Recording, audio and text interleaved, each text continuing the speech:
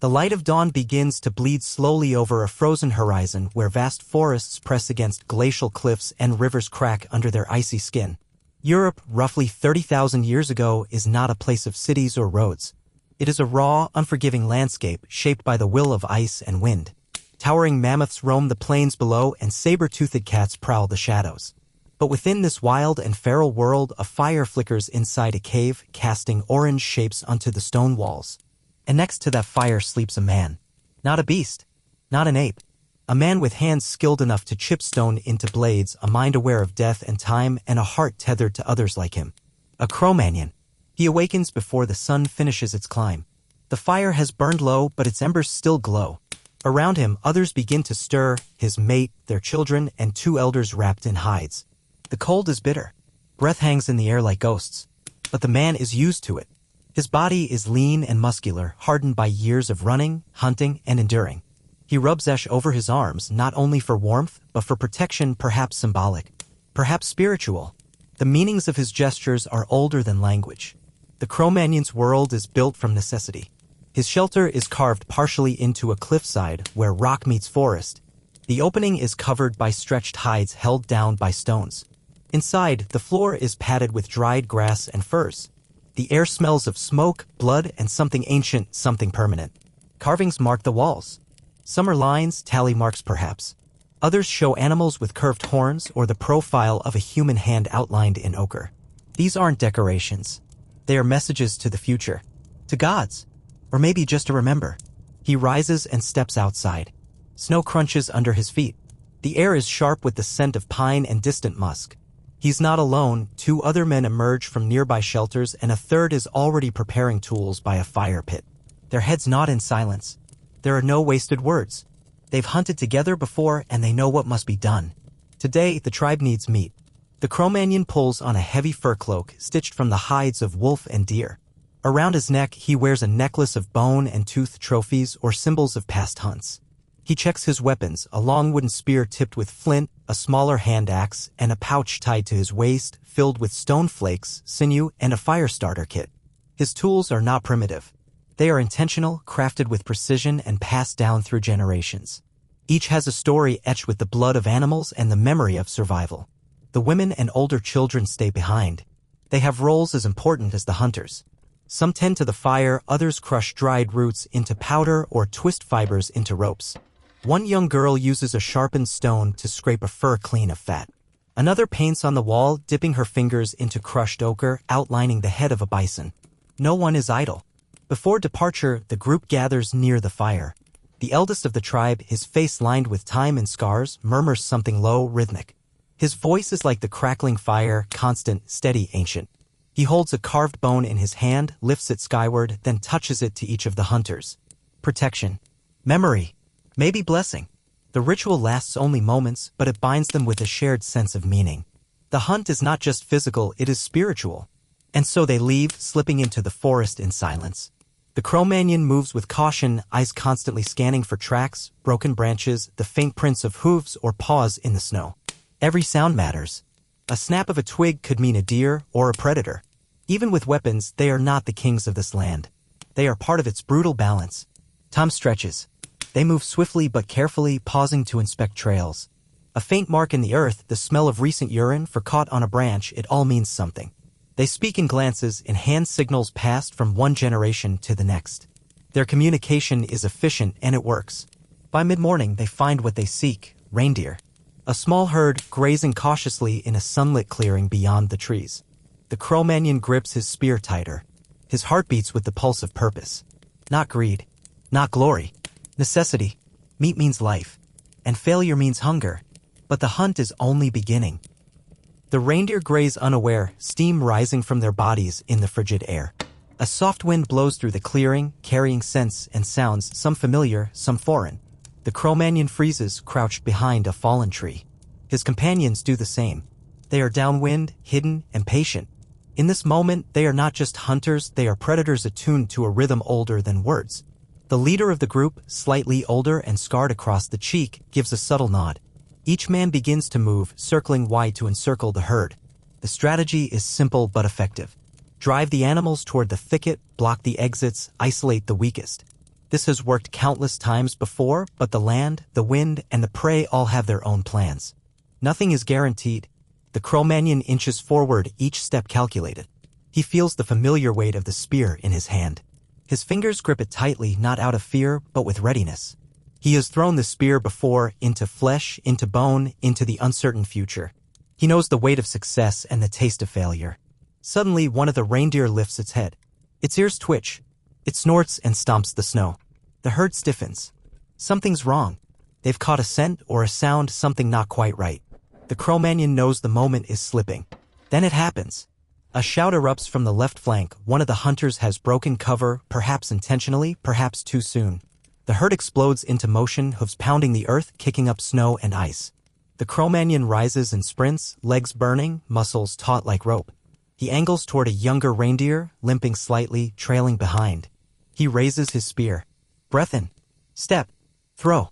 The spear sails through the air in a perfect arc, honed by instinct and repetition. It strikes the reindeer just behind the shoulder. A clean hit, but not enough. The animal staggers but doesn't fall. Blood stains the snow, hot and vivid. The Cro-Magnon charges, pulling his stone axe from his side. The chase is primal now, no strategy, just drive. The wounded reindeer stumbles near a cluster of trees. The Cro-Magnon closes the gap and brings the axe down with all the force of survival. It lands deep. The animal falls, gasping. He kneels beside it, pressing a hand to its flank as the life drains from it. There is no celebration. Only silence. He stays there for a moment. Not out of reverence, perhaps, but recognition. This life taken sustains others. That is the law of this world. The other hunters emerge from the trees. One carries a second kill, smaller. 2 others arrive empty-handed. No one speaks. There is no need. The hunt has succeeded. The tribe will eat. Work begins immediately. The Cro-Magnon draws a flint blade from his pouch and begins to carve. He starts at the neck, working with practiced ease. Flesh is cut into strips. Organs are removed and placed into makeshift pouches made of skin. The blood is caught in a hollowed wooden vessel. It may be drunk or used in rituals. Nothing is wasted. The bones will be turned into tools. The hide will become clothing, shelter, or cord. Even the sinew, tough and stringy, will be dried and used for binding. Every part of this creature's body will serve a purpose. By midday, the men begin the slow journey back. They carry the meat between them, tied to poles or draped over shoulders. The sun is low already, casting long shadows through the trees. The cold is deepening, but they feel no chill now. Only the weight of meat and the knowledge that the day's hunger has been answered. As they walk, they listen. The forest is never quiet. A distant howl echoes through the hills. Wolves? They are never far. The Cro-Magnon scans the trees, alert. The scent of blood travels fast. Suddenly, a rustle to the right. Everyone freezes. The sound of branches breaking. Not wind. Something large. A shape passes behind the trees, a shadow, then 2 glinting eyes. A cave lion. Massive. Watching. Measuring. It doesn't attack, but it doesn't leave either. The Cro-Magnon grips his axe tighter. This is the balance of power in this world. Nothing is dominant for long. Strength must be claimed every day. Eventually, the lion slips back into the forest. Perhaps it's not hungry. Perhaps it's waiting. The hunters quicken their pace. Even success in this world comes with cost and risk. And the day is far from over. By the time they near the shelter, smoke is already rising from fires. The women and children have gathered. When the hunters appear from the trees, there's no shouting, no wild celebration. But smiles bloom. Children run forward. The old man nods slowly, approving. The meat is hung to smoke and dry. Some is cooked immediately. Fat hisses and pops in the flames. The Cro-Magnon sits near the fire, his hands stained red, his body aching. But he is alive. The hunt was good. Tonight, there will be food. And warmth. And stories. Perhaps someone will paint today's kill on the wall, adding it to the long memory of this place. The cave itself is not just shelter, it is a living history written in ochre and ash. The stars begin to emerge, scattered across the black canvas above. The Cro-Magnon looks up, his eyes reflecting the fire and the cosmos together. He does not know the names of constellations, but he understands their presence. He feels their rhythm. And deep inside him, somewhere beyond words, he knows tomorrow will come again. And it will demand everything he has. As darkness descends over the ancient forest, the Cro-Magnon world changes. The day belongs to hunters, to movement, to effort. But the night belongs to the fire. It is the axis around which everything turns. Without it, the cold would creep in like a predator. Without it, there would be no light, no safety, no center. The fire is not just warmth, it is memory, connection, symbol, and guardian. The Cro-Magnon sits close to it now, the crackling of wood the only conversation for several minutes. Around him, the others gather slowly. The meat smokes above the flames while other pieces roast directly on sharpened sticks. Fat drips into the embers and hisses like a whisper. The smell is heavy and rich. It is not just nourishment, it is triumph. Older women sit at the edge of the circle, weaving sinew into cord or scraping hides clean of flesh. Children cluster together near the fire, eyes wide, hands stained with dirt and ash. They speak in low tones, some mimicking animals, others tracing pictures in the mud. Every gesture is a form of education.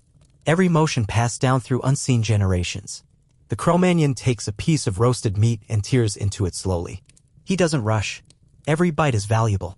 Every mouthful matters. Food is never taken for granted, not in a world where a sudden storm or a failed hunt could mean death. Eating is both celebration and continuation.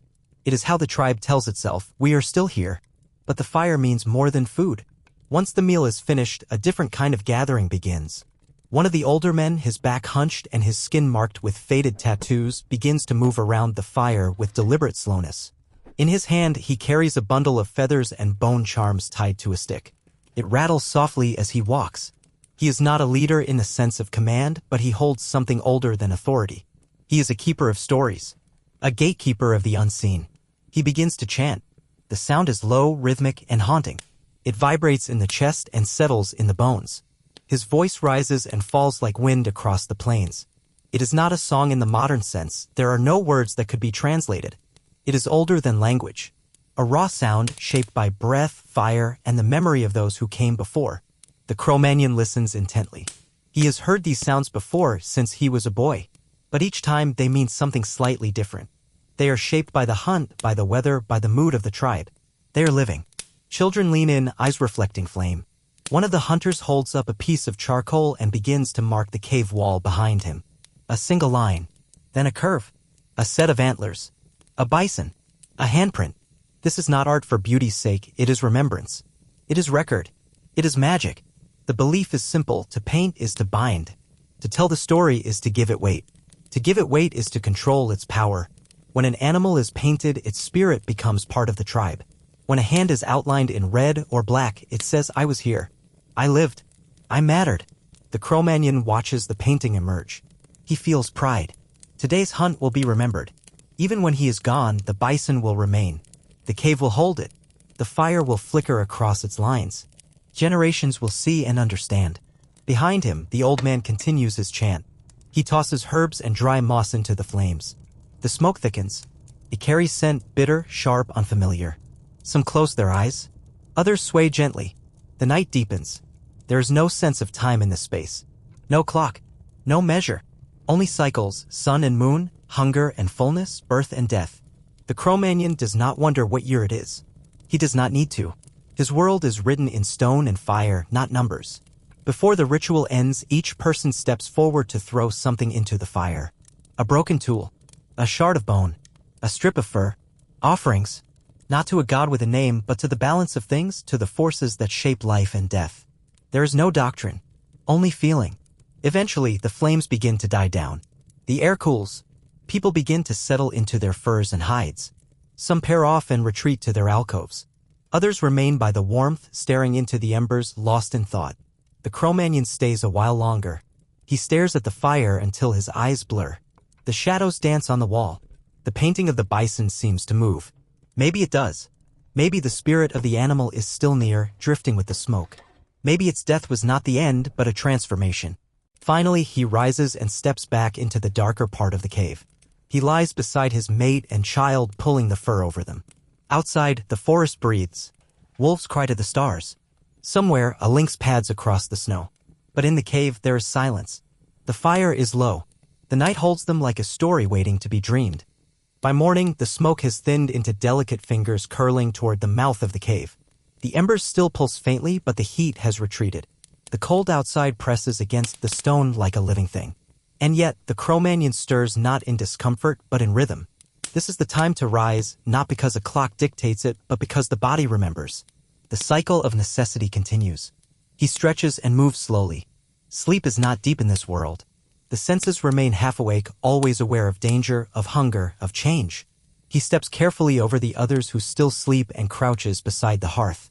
He adds dry moss and slivers of bark, blows softly, and coaxes the embers into flame again. Fire, once more, becomes the axis of the day. But this day is different from the one before. There is no major hunt planned.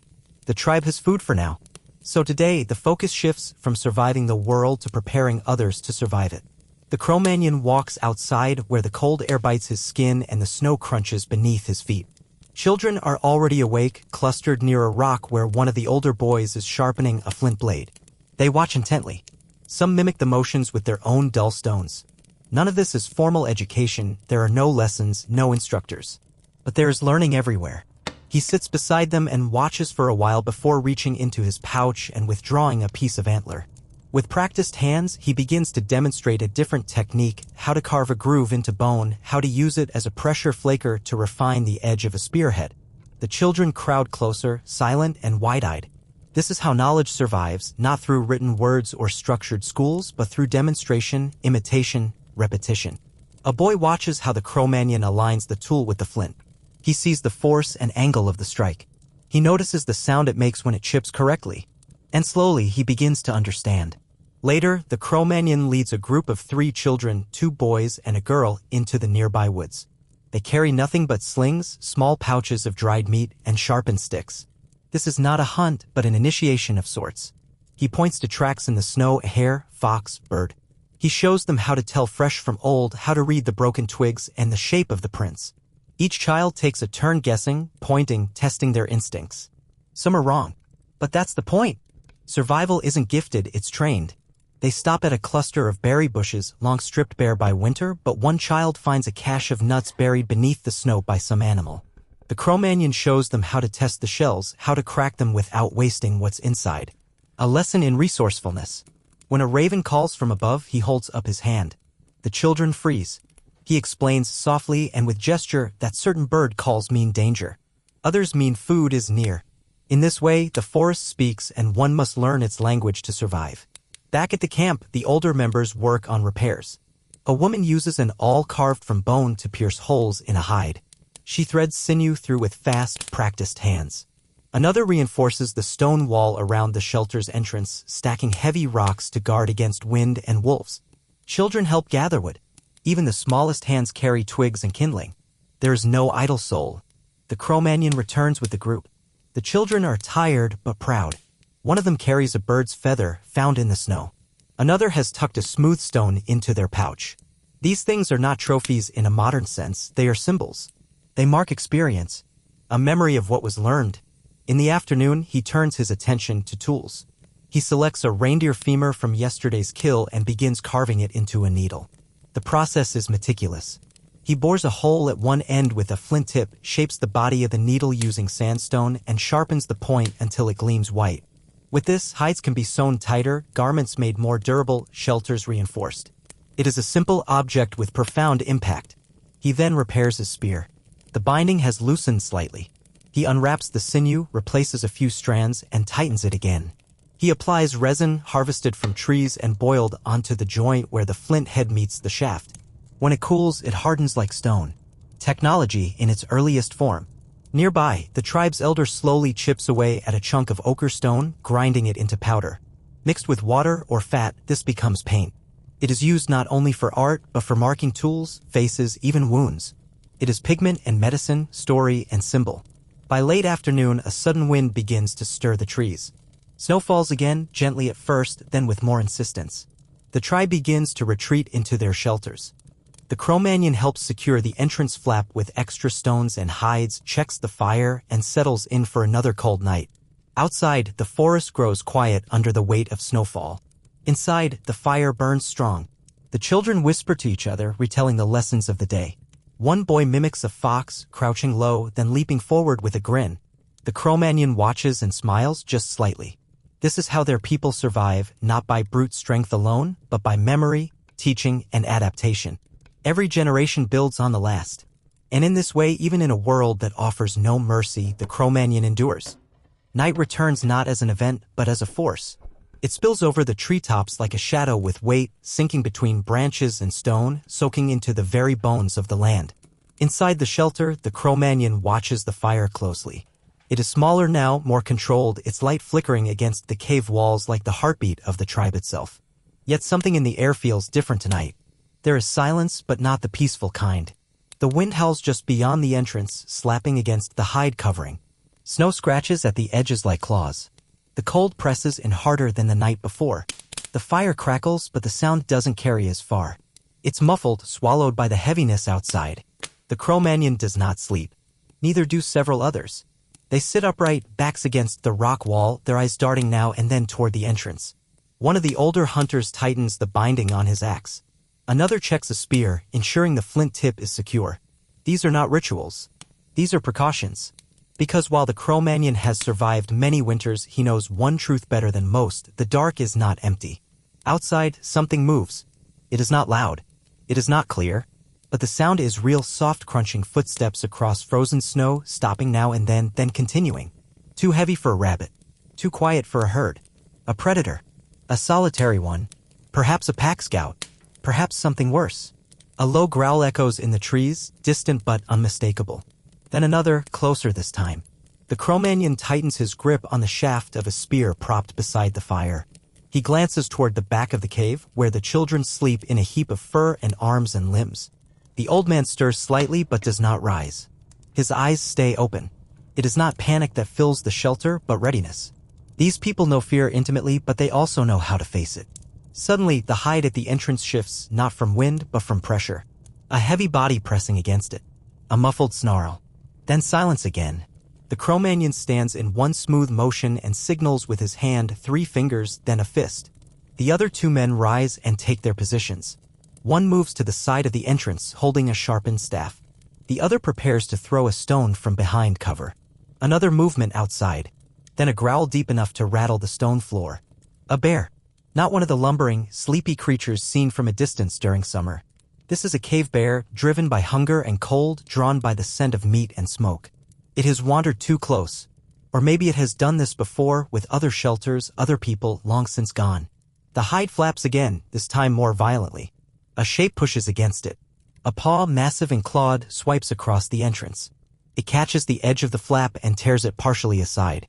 For a moment, the firelight spills out and meets the yellow eyes of the beast. The Cro-Magnon does not hesitate.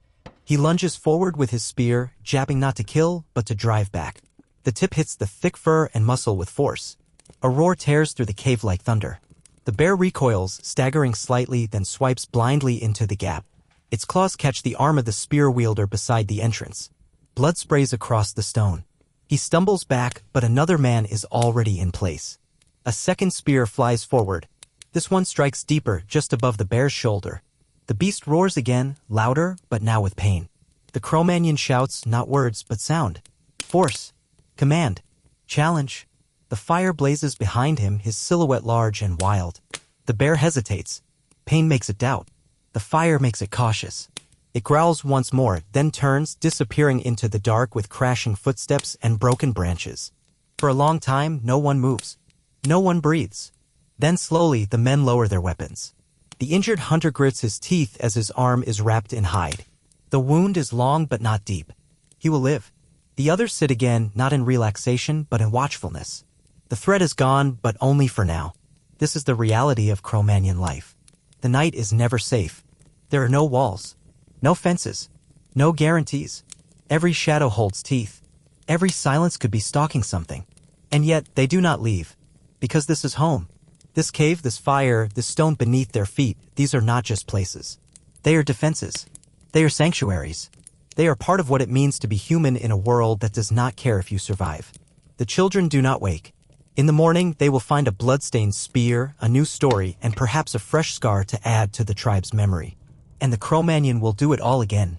Morning does not begin with sunlight. It begins with movement, the quiet shuffle of feet on stone, the hiss of breath as someone stokes the fire, the low groan of muscle and bone adjusting to another day. The cave is still dim, lit only by glowing embers, but the rhythm of life has resumed. There is no alarm, no spoken summons. The body remembers what is required.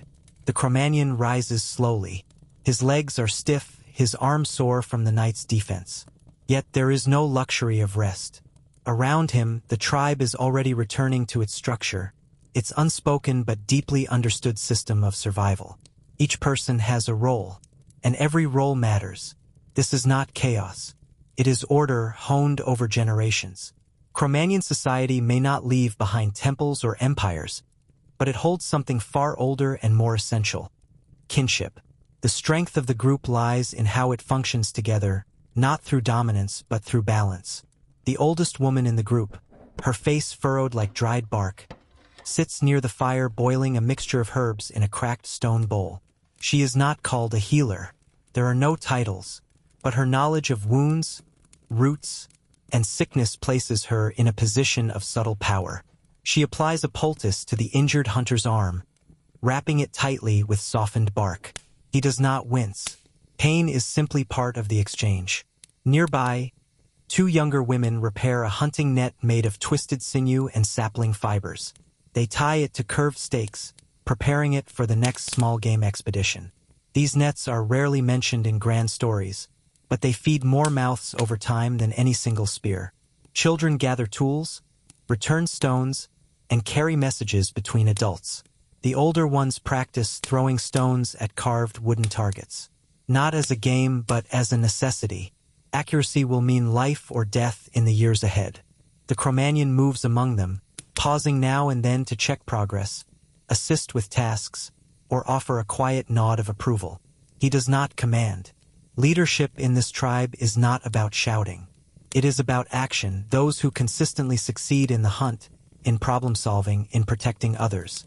Authority here is earned moment by moment, and it is always shared. There is no written law, but there is law. No one eats before the others are ready. No one claims a larger portion without justification. No one speaks against the firekeeper or disregards the signs of the elder. Disrespect is not punished with force, but with silence, exclusion, the oldest and most painful sanction. In a world where every life depends on another, to be isolated is to be erased. The Cro-Magnon's mate stands beside him now, sharpening a stone blade with a steady rhythm. Their bond is not romantic in the modern sense. It is pragmatic, protective, enduring. But beneath that, there is something even older: loyalty. They have raised children together, faced lean winters, buried kin. They have seen the same moons and heard the same winds howl through broken trees. This partnership is not declared, but lived. Across the camp, the old man, the keeper of songs and stories, sits beneath an overhanging rock, carving lines into a length of bone. Not random marks, but deliberate ones. Each line may represent a day, or a kill, or a celestial event. No one asks. No one interrupts. His work is his own. The Cro-Magnon approaches and places a small bundle beside the old man. A gift of dried berries and marrow fat. It is not a payment, nor an obligation. It is a gesture of respect. Because while the young lift the tribe, the old hold its memory. Without memory, they are nothing but animals. Later in the day, the tribe gathers to move stones from a collapsed portion of the cave wall. It is hard work. Heavy, wet with meltwater, slippery. But no one works alone. The youngest carry pebbles. The strongest carry slabs. The others brace, wedge, support. There is no shouting, no instruction. The task unfolds through shared effort, as if choreographed by instinct. The Cro-Magnon wipes sweat from his brow. His hands are raw. But as the wall rises again, stronger and tighter, he feels a deep satisfaction. Not of ownership, not of control, but of place, of belonging. He is part of something larger than himself. Before night falls, the group sits again by the fire. The injured hunter offers a strip of smoked meat to the child who brought him water that morning. The healer laughs softly as a baby grabs her necklace. Two teenage girls whisper, eyes darting toward a young man carving bone ornaments. The air is filled with the quiet signs of a people deeply interconnected. No monument will record their names. No stone slab will declare their hierarchy. But here, in the faint warmth of a fire, in the shared memory of struggle and survival, the Cro-Magnon tribe lives not as individuals, but as one. This unity is their strength. It is their defense against the cold, against hunger, against the great beasts and dark forests. And it is why, long after the cave lion vanishes, long after the ice retreats, long after their bones turn to dust, the blood of these people still flows in us. The day begins with a strange silence. Not the calm silence of a still morning, but the unnatural hush that settles before something terrible. Even the birds are quiet. The trees no longer creak in the wind. The air feels heavy, expectant. The Cro-Magnon stands at the cave's edge and peers into the distance. He sees a wall of cloud stretching across the horizon, dark and swollen. The storm is coming.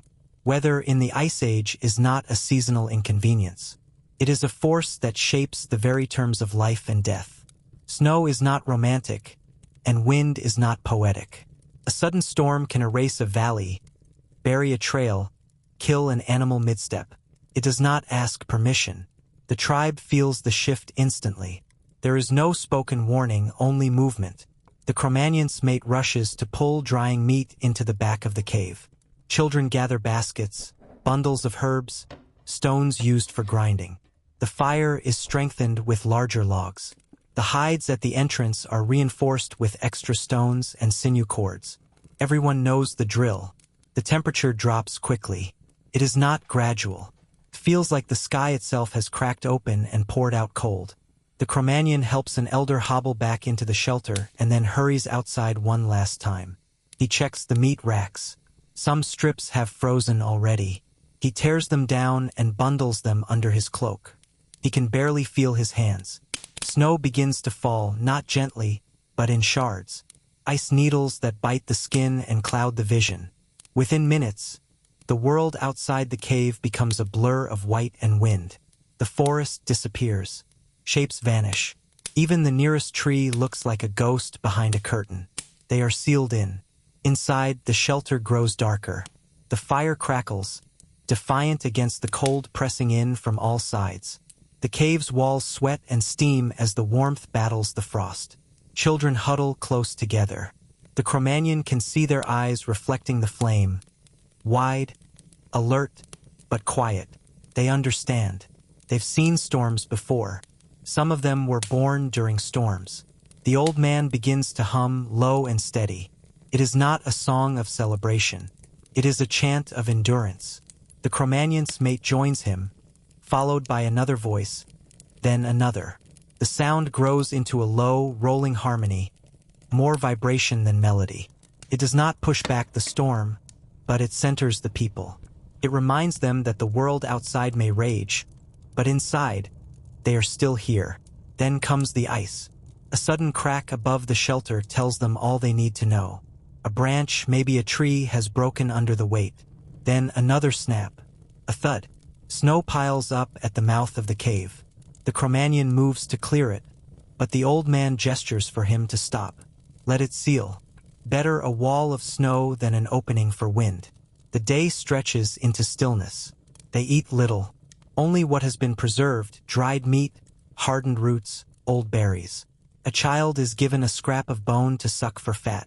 The Cro-Magnon sips melted snow from a carved horn cup. Every drop is measured. Nothing can be wasted. Stories begin. The old man speaks of a time when the river ran red with summer clay and fish leapt into the hands of children.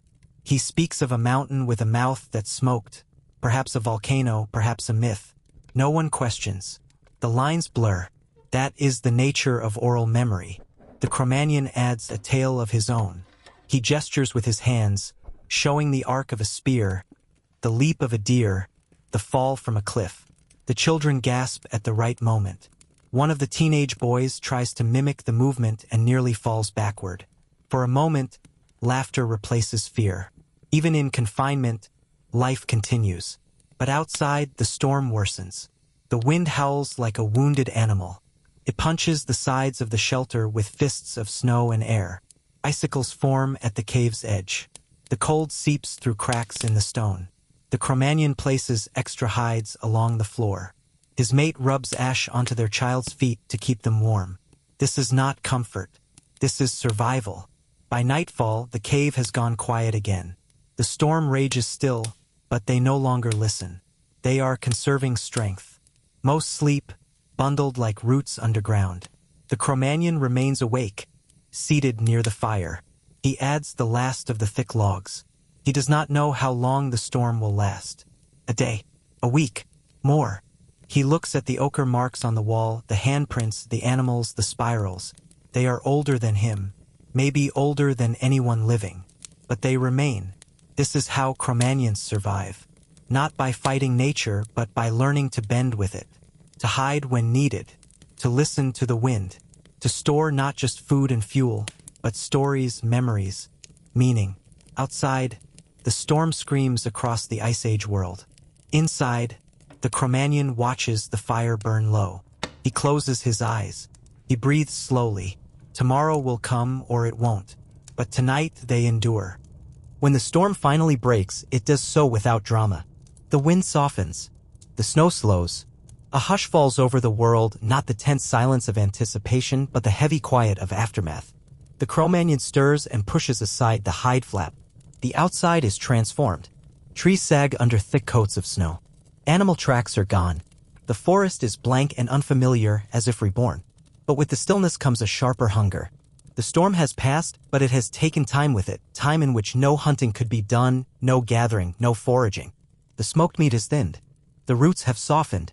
The tribe needs to eat. And so, while others begin repairs, the Cro-Magnon prepares for the task that is both ancient and immediate, finding food.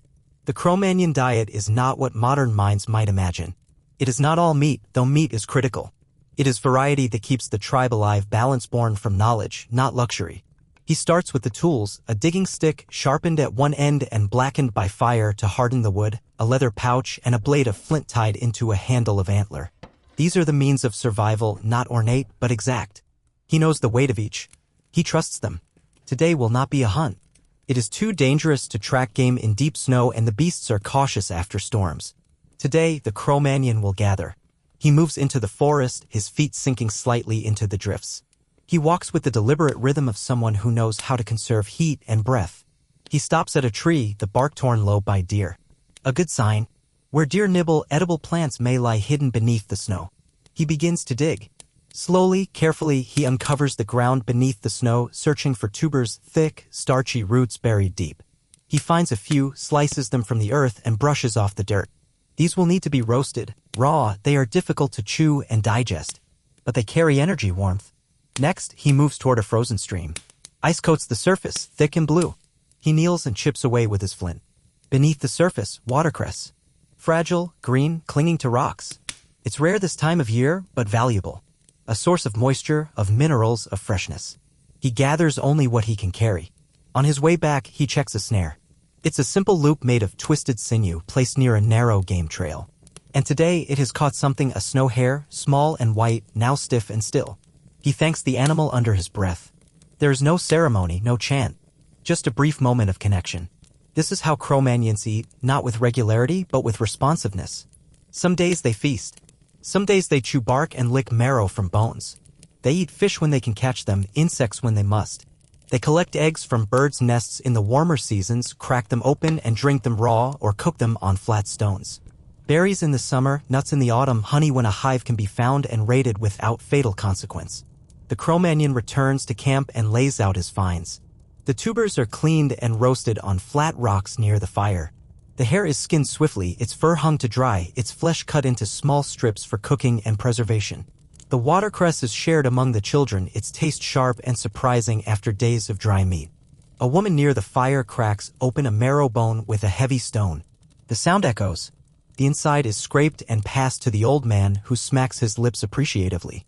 It is a gesture of respect, but also practicality. The oldest are more fragile. They must eat the best. Even bones are not discarded. Once emptied of marrow, they are boiled with roots and herbs in a hollowed-out stone heated by placing red-hot rocks into the water. The resulting broth is rich and thick. A child with a cough is given a sip first.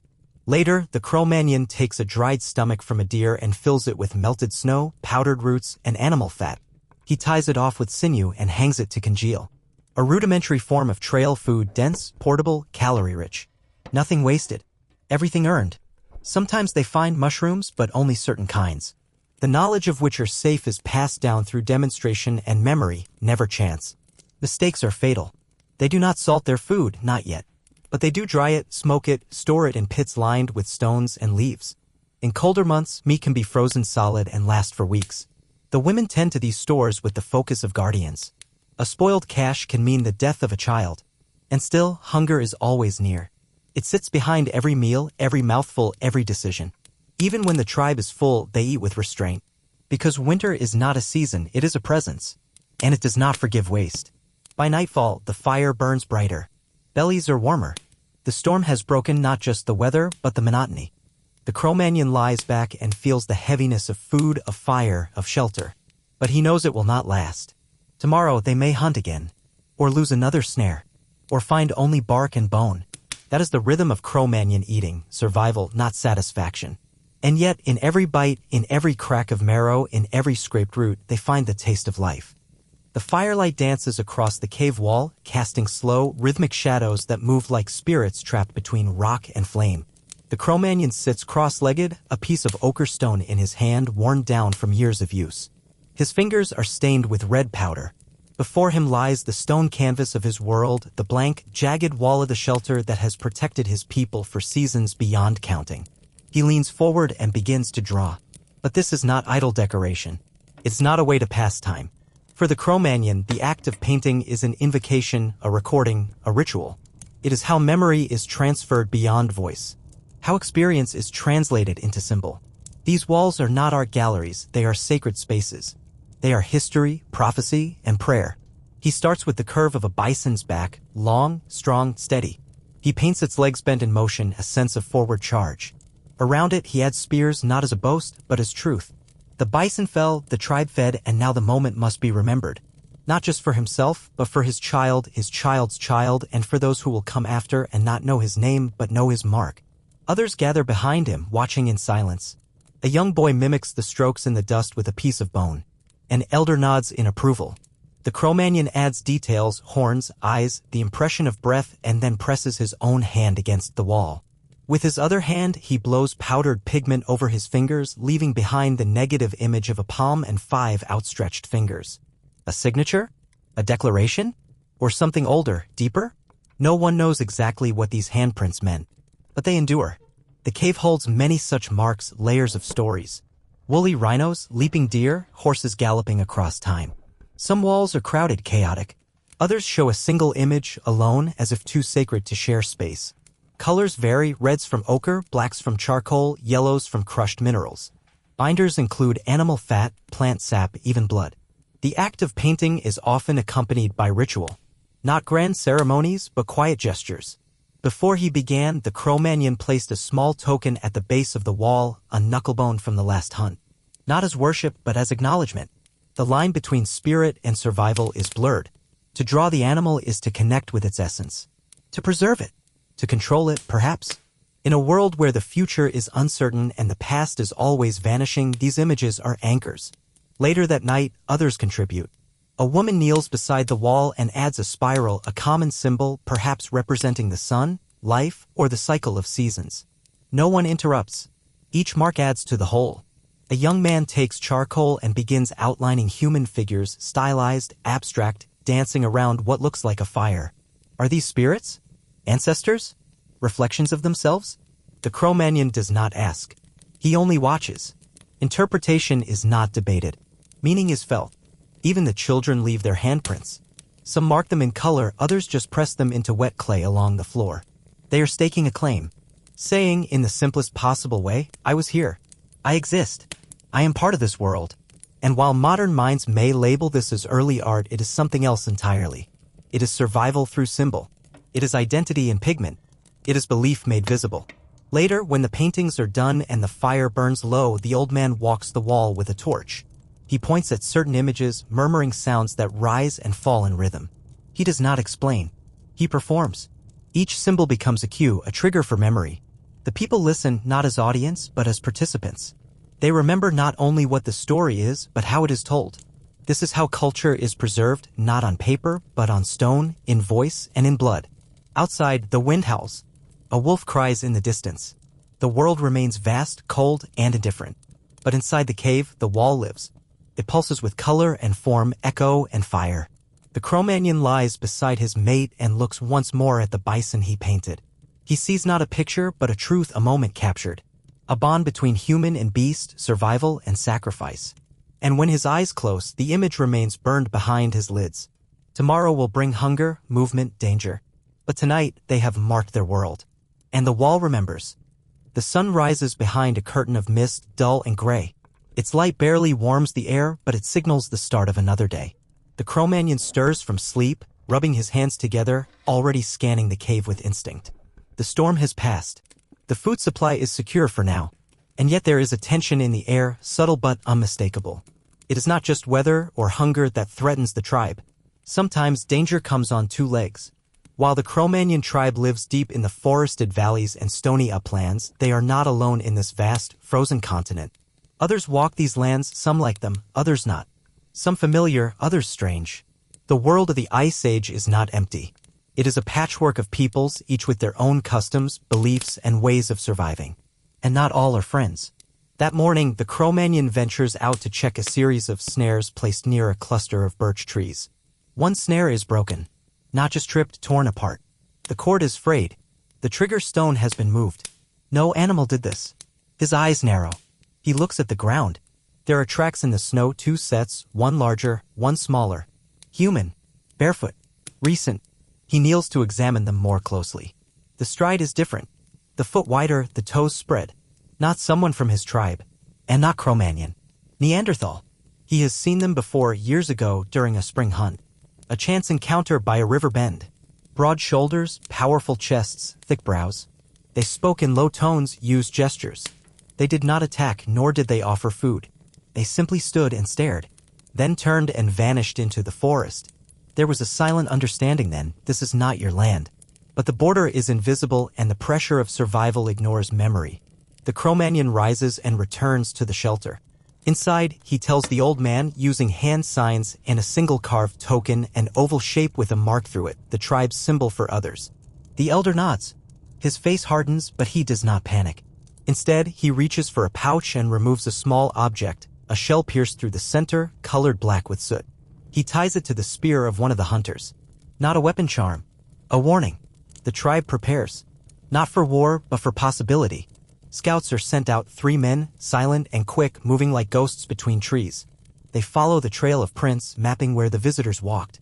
They find more signs, ashes from a small fire, bones cracked for marrow, and a nest of sleeping hides beneath an overhanging rock. Whoever they were, they stayed the night and moved on. That evening, the Cro-Magnon gathers with others at the fire. They speak of the encounter not just in facts, but in meaning. What were the visitors seeking? Were they starving? Were they testing boundaries? Were they like them, or something wholly different? Stories arise. The old man recounts a tale of the gray people, Neanderthals who live in caves that breathe, who can speak to animals, who walk without leaving tracks. The children listen wide-eyed, but the adults do not laugh. Myths and memories bleed into each other. In the ancient world, nothing is dismissed easily. Encounters with others, whether Neanderthal or rival Cro-Magnon tribes, are rare but significant. Sometimes they trade. Sometimes they flee. Sometimes they fight. The Cro-Magnon knows this from a scar on his leg, left by a stone axe in his youth. He survived. The one who struck him did not. But he also remembers a different meeting and exchange. Many winters ago, a small band of strangers approached his people. They carried dried fish and in return asked for antler tools. No words were shared. Only objects, nods, and careful movement. But it was enough. For one moment, the world grew larger. Connection, however brief, was possible. Still, the default is caution. At night, the tribe places watchers at the cave mouth. 2 men sit in silence, weapons across their laps. One of the women sleeps with a sling wrapped around her wrist. Children are told to stay close. No fires are lit beyond the shelter.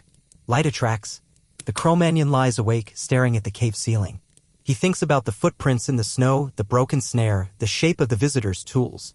Were they Neanderthals, truly? Or another Cro-Magnon group forced south by cold and hunger? Would they return? Or are they already watching? In the Ice Age, territory is a fragile illusion. The forest belongs to no one. The rivers change course. The animals migrate. What was once yours may one day belong to another, and you may never know when the line was crossed.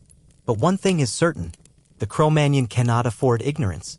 He must know the land, know the signs, know the shape of footprints that are not his own. This is not paranoia. It is wisdom. In the world of the Ice Age, you survive not just by your hands or your hunger, but by your awareness of the other. The next morning, the footprints are gone, covered in snow. The trail ends. No further sign, but the Cro-Magnon does not forget. Because even if the strangers never return, the knowledge remains. That they exist. That they watch. That somewhere beyond the trees, other fires burn. In the common vision of ancient life, it is often the hunter who stands at the center, the spear thrower, the fire watcher, the protector of the tribe. But this is a distortion. In the world of the Cro-Magnon, survival is a communal act, and nowhere is that more evident than in the work of the women. They do not chase reindeer across the plains. They do not face down cave bears with flint-tipped spears. But their work is quieter only in sound, not in weight. It is steady, continuous, and indispensable. Without it, the fire dies, the furs fall apart, and the tribe starves. The Cro-Magnon's mate rises before the children. Her first task is not to stretch or speak, but to feed the fire. She kneels beside the coals, slides in dry bark, fans them gently, and places a log with practiced motion. The flames catch. It seems effortless, but it is not. A cold morning fire means no warmth, no cooked food, no softened sinew for repairs. It begins everything. Next comes preparation, selecting and sorting what must be done. The hides from the last hunt have been cured, left out to dry beneath slabs of stone to keep them safe from animals. She drags one into the cave and lays it out flat. With a scraping stone, she begins removing any last traces of flesh. The motion is rhythmic, almost meditative. Others join her.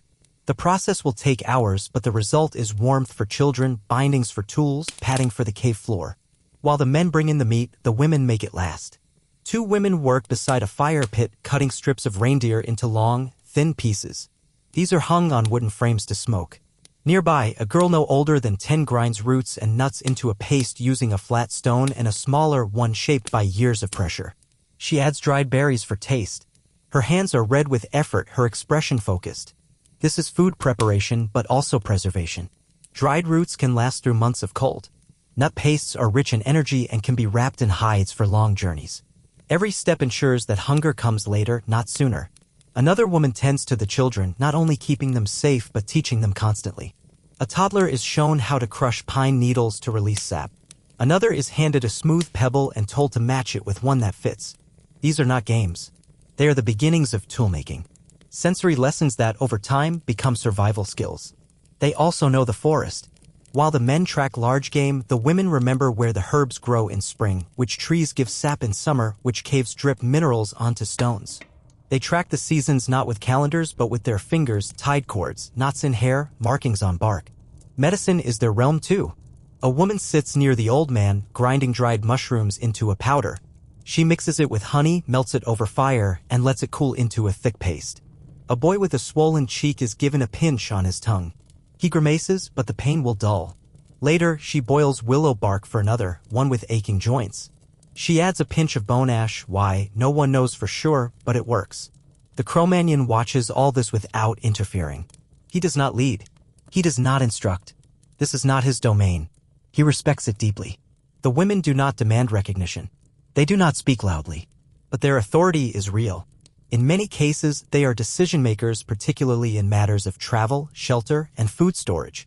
They remember where the last fight took place, who died, who carried disease. They advise when it is time to move. And when they speak, others listen. They are artists too. Some of the cave's oldest paintings are made not with the thick fingers of men, but with delicate lines traced with reed brushes or chute sticks. Spiral motifs, symbols of birth, water, and rhythm, these often come from women's hands. Symbols of renewal, of continuity. The abstract marks that modern archaeologists struggle to understand may not depict battles or hunts, but cycles, changes, warnings. Maps of seasons, perhaps? Guides of fertility. They give birth in silence or near it. A separate part of the cave is warmed with stones. Other women assist. The tribe continues because of this bravery, a kind not sung, but lived. And when someone dies, it is the women who clean the body, wrap it in hide, place the beads, paint the face. They guide the dead as they guide the living. The Cro-Magnon has seen it many times. A child born, a mother gone, a fire maintained through both. There is no competition between roles. Only balance. The idea of male dominance has no place in a world where every pair of hands is needed. The Cro-Magnon knows that if he does not return from a hunt, the tribe will go on. The women will make sure of it. At night, his mate sits beside him by the fire. She cuts bone into tiny shapes, drills holes, threads them onto sinew. Not decoration. Talisman. Memory. She hands one to their daughter, who wears it proudly. A link in the chain of hands that stretches back through time. This is the hidden power of the Cro-Magnon woman. Not loud, not forgotten, but embedded in everything. In the food, in the fire, in the stories, in the bones beneath the earth, and in the quiet certainty that this world does not turn by strength alone, but by the hands that never stop moving. There are no temples in the world of the Cro-Magnon. No carved idols with fixed expressions, no scrolls of doctrine, no priests in robes reciting sacred words. And yet, their lives are steeped in a kind of spirituality as ancient and vast as the sky itself. It surrounds them like the wind, unseen but always felt. To survive in a world of ice, fire, predator, and death is to believe not out of comfort, but out of necessity. The Cro-Magnon doesn't have a name for his belief. It isn't called a religion. There is no word for faith. But the signs of his spiritual world are everywhere, in the ochre smeared on bodies, in bones arranged with precision, in burial pits, in gestures made before a hunt, in silence held after death. This morning, the air is especially still. Not just in weather, but in tone. A boy in the tribe has been sick for several days. His breathing is shallow. His eyes unfocused. The Cro-Magnon watches from across the cave as the women place warm stones around the child, wrap him in fur, and paint a red streak down the bridge of his nose. This is not medicine alone, it is ritual. The red ochre, ground from stone, is sacred. It mimics blood, life force, the beating pulse beneath the skin. It is rubbed on the sick, the newborn, the dead. It is painted on cave walls, bones, and tools. To wear ochre is to be marked, set apart for protection, for transition, for meaning. Beside the fire, the old man begins a quiet chant. His voice is low and cracked, more breath than tone. It rises, dips, swells again. He shakes a bundle of bone charms bound with sinew, their soft rattle joining the rhythm. Children do not interrupt. Even the youngest understand something important is happening. Not dramatic, not loud, just deep. The Cro-Magnon adds wood to the fire. Sparks fly upward and vanish into the darkened roof of the cave. He watches them go, briefly wondering if spirits do the same. Rise. Vanish. Join something larger. No one has told him this. He has simply always felt it. Death is not the end in the Cro-Magnon world, it is a crossing. They bury their dead with tools, beads, weapons, flowers, and ochre. The grave is a message, this person goes onward and they must not go empty-handed. Sometimes the body is curled into a fetal position, returned to the pose of birth. Sometimes it is laid flat, face up to the sky. Graves are shallow but careful. The earth is not a tomb. It is a gateway. The Cro-Magnon has buried his brother long ago. He remembers the weight of the soil, the hush of those gathered, the way his mother smeared her own blood across the back of her hand and pressed it to the wall before they closed the grave. She did not cry. She made a mark. That was her grief and her memory. Belief is not separate from daily life. It is interwoven. Before a hunt, a hunter might whisper to a carved figure, a stone shaped vaguely like a head tucked into a pouch. Others rub bone pendants against their chest, not for luck, but for alignment. They do not ask for success. They ask for balance. To kill only what must be killed. To not bring misfortune home. It is not superstition. It is survival etiquette. Storms are messages. Animals are omens. Dreams are doorways. Last night, a woman dreamed of a bird with two heads. In the dream, one head cried and the other laughed. This morning, she told the old man. He nodded, said nothing, and added an extra handful of moss to the fire. No one asks why. They trust the rhythm. The signs. In the center of the cave lies a rock stained with soot and color. No one sits on it. Children are told not to touch it. A reindeer skull rests on top, flanked by two stones marked with parallel grooves. Is it an altar? A memory? A place where the physical and spiritual meet? No one names it, but all respect it. Animals are central to Cro-Magnon belief, not just for food or clothing, but as sacred beings. They are not worshipped, but honored. Their deaths are mourned in gestures, a bee tied to a spear shaft, a mark on a cave wall, a bone buried beside a tree. Some believe that when the spirit of the animal is acknowledged, its kin will return willingly to the tribe in future hunts. A contract written not in ink, but in intention. Even the land has spirit. Mountains are watchers. Rivers are carriers of messages. Caves are mouths of the earth, both womb and tomb.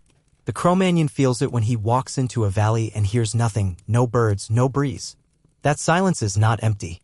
It warns. It speaks. He listens.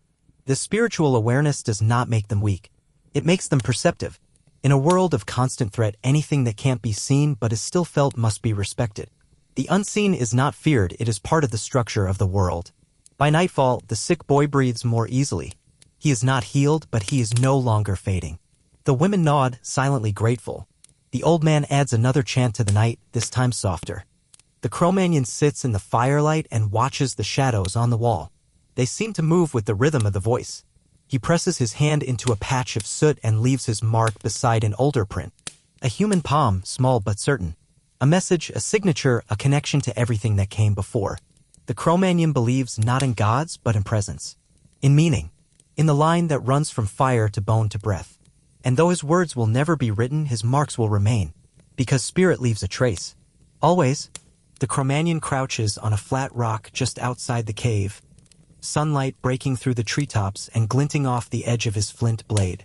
His fingers move with practiced precision, measured taps against stone. A rhythm older than memory. With each chip, the flint takes form.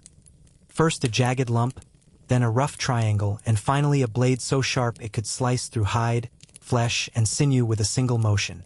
This is not crude craftsmanship. It is mastery. The Cro-Magnon's tools are not random stones selected by instinct. They are engineered, designed for specific purposes, refined through generations of trial, failure, and inherited wisdom. His toolkit, though primitive in appearance, is varied and effective. Each item serves a function, and nothing is wasted. The flint blade, struck from a larger core, is used for cutting meat, carving wood, scraping hides. Its edges are maintained with a bone or antler flaker, pressed against the surface with delicate force to keep the edge sharp without shattering the stone. It fits easily into a leather pouch tied to his waist. Light, deadly, reliable. Nearby lies the hand axe, a heavier tool, shaped like a teardrop, with one broadside for chopping and a narrow point for splitting. Can cut small trees, break bones, or even be thrown in desperate combat. Its design has not changed in centuries because it works, but the spear is the heart of the toolkit. His is made of ash wood, straight and resilient, dried slowly over fire to remove moisture without warping. Into its end, a carefully shaped flint point is bound with animal sinew, then sealed with resin, a sticky, natural glue derived from tree sap boiled and hardened. The spear is a marvel of early engineering, balanced, aerodynamic, and built to kill at a distance. There are others, throwing sticks like primitive boomerangs used to stun small animals. Digging sticks, hardened in fire, used to unearth roots and tubers. Scrapers for hides. Needles carved from bone, with tiny eyes drilled into the tip for threading sinew. Each is a product of problem-solving, a solution passed from mind to mind, hand to hand, without words. The Cro-Magnon does not invent new tools for novelty. Innovation comes only when survival demands it. One such moment occurred years ago during a lean winter. A spear broke mid-hunt. A second kill was lost. That night, he carved a spare socket into the shaft of the new spear, so the flint head could be removed, replaced, or sharpened in the field. A simple idea, but one that doubled the life of the weapon. Since then, others in the tribe have copied the design. Progress is communal, not personal. He also understands materials. Flint, gathered from riverbeds and cliffs, is the preferred stone. Dense, predictable with a clean break. Obsidian, rarer and more brittle, produces a sharper edge but requires greater care. Antler is used for striking, for carving, for handles. Bone for needles, hooks, fish gorges. Wood for shafts, handles, fire drills. When possible, the tribe trades materials with others, bartering ochre for better flint or fish for antler. These exchanges, though rare, increase technological range. Ideas travel with tools. A teenage boy approaches the Cro-Magnon now, carrying a broken blade. He kneels beside him. No words are exchanged. The Cro-Magnon takes the piece, examines it, then gestures toward the flint core. He shows the boy where to strike, how to angle the pressure. The boy imitates, clumsy but eager. This is education, not theory, not abstract knowledge, but skill passed through observation, repetition, correction. Over time, the boy will learn to shape blades that won't break, to recognize flaws in stone before striking, to adjust based on moisture in the air or the grain of the wood. The Cro-Magnon knows that tools extend the human body, give it reach, strength, bite. With a spear, he can strike from meters away. With a blade, he can cut what teeth cannot. With a scraper, he can shape hide into shelter, clothing, binding. Without tools, they are meat among meat. With them, they are hunters. Tools also carry meaning. Some are adorned with markings. Simple etchings, dots, lines, perhaps symbols of ownership, pride, or luck. A spear decorated with the notches of past kills. A knife handle smoothed by years of use. These are not just instruments. They are part of identity. The Cro-Magnon wraps his spear in hide and places it beside the entrance. He touches its point briefly, not as a ritual but as a habit. A gesture of respect, perhaps. He has carried it into danger, and it has brought him back. And so, as the day stretches onward and the forest begins to whisper again with movement, he checks his toolkit once more. Each piece in place, each edge sharp. He is not preparing for war. He is preparing for life. And in the Ice Age, that is no small task. Because here, precision is not luxury. It is the line between hunger and a full belly. Between warmth and frostbite, between life and the still, frozen ground.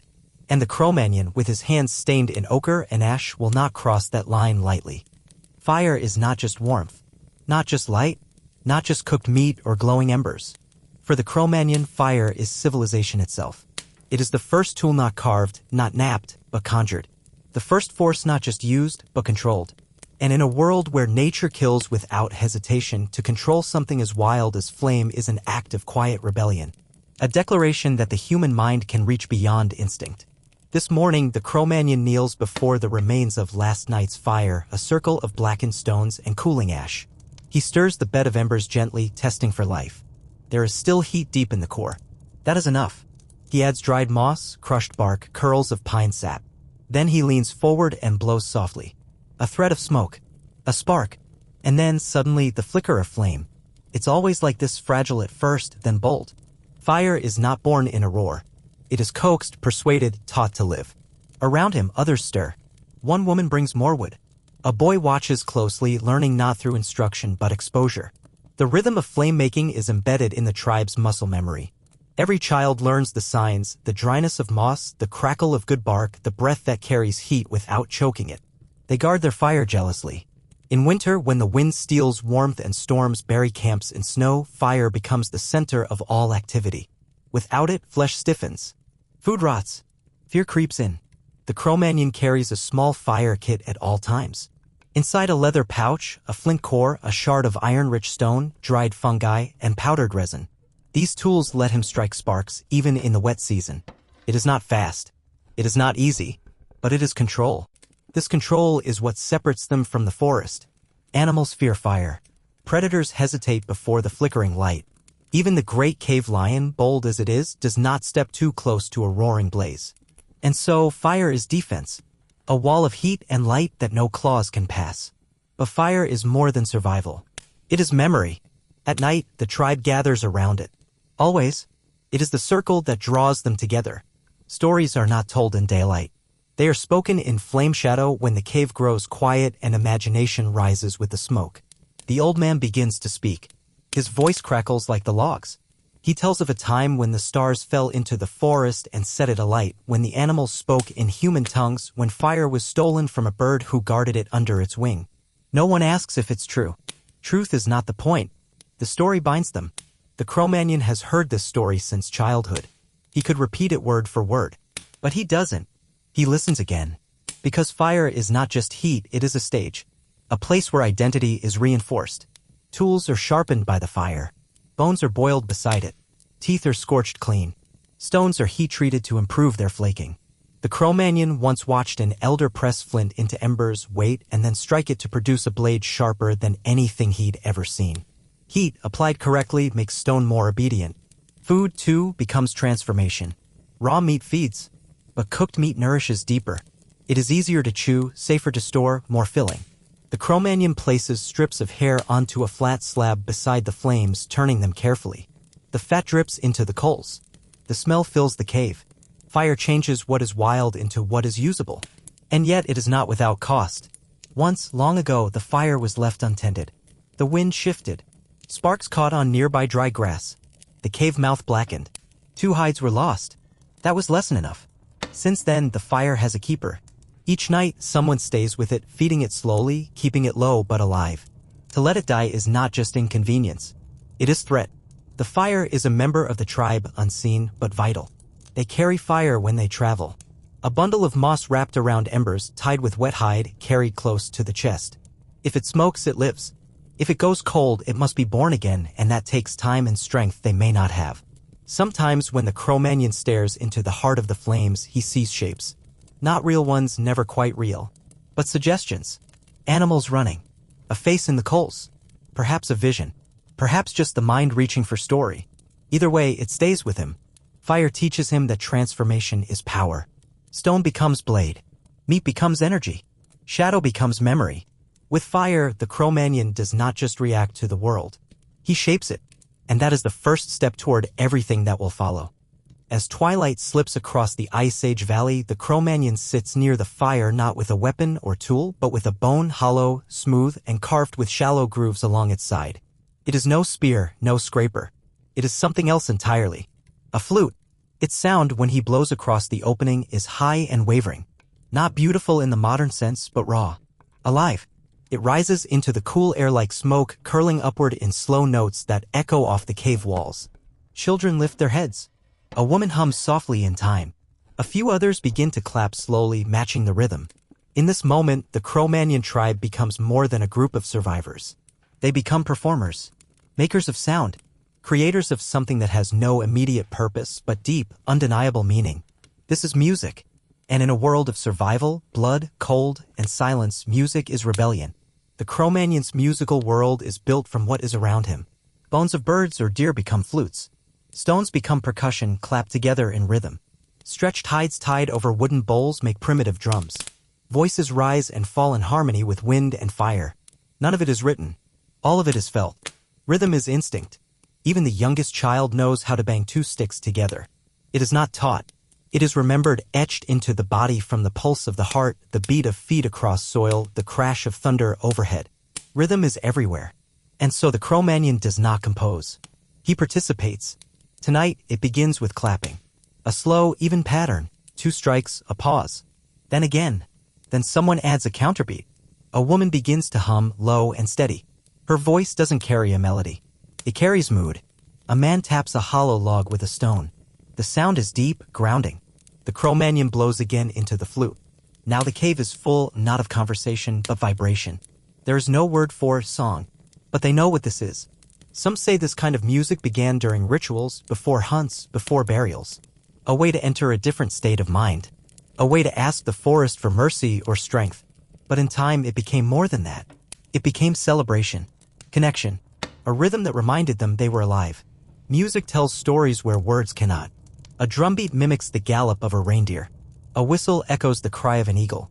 A chant, repeated, becomes the memory of a hunt, the spirit of a storm, the presence of something beyond. The Cro-Magnon once watched an old woman create an entire song from breath and stone alone. She held a flat rock to her lips, blew across it, and scraped it with her nail. The sound was sharp and eerie. She repeated it again and again until the children closed their eyes and swayed as if rocked by a force they didn't understand. No one clapped. No one spoke.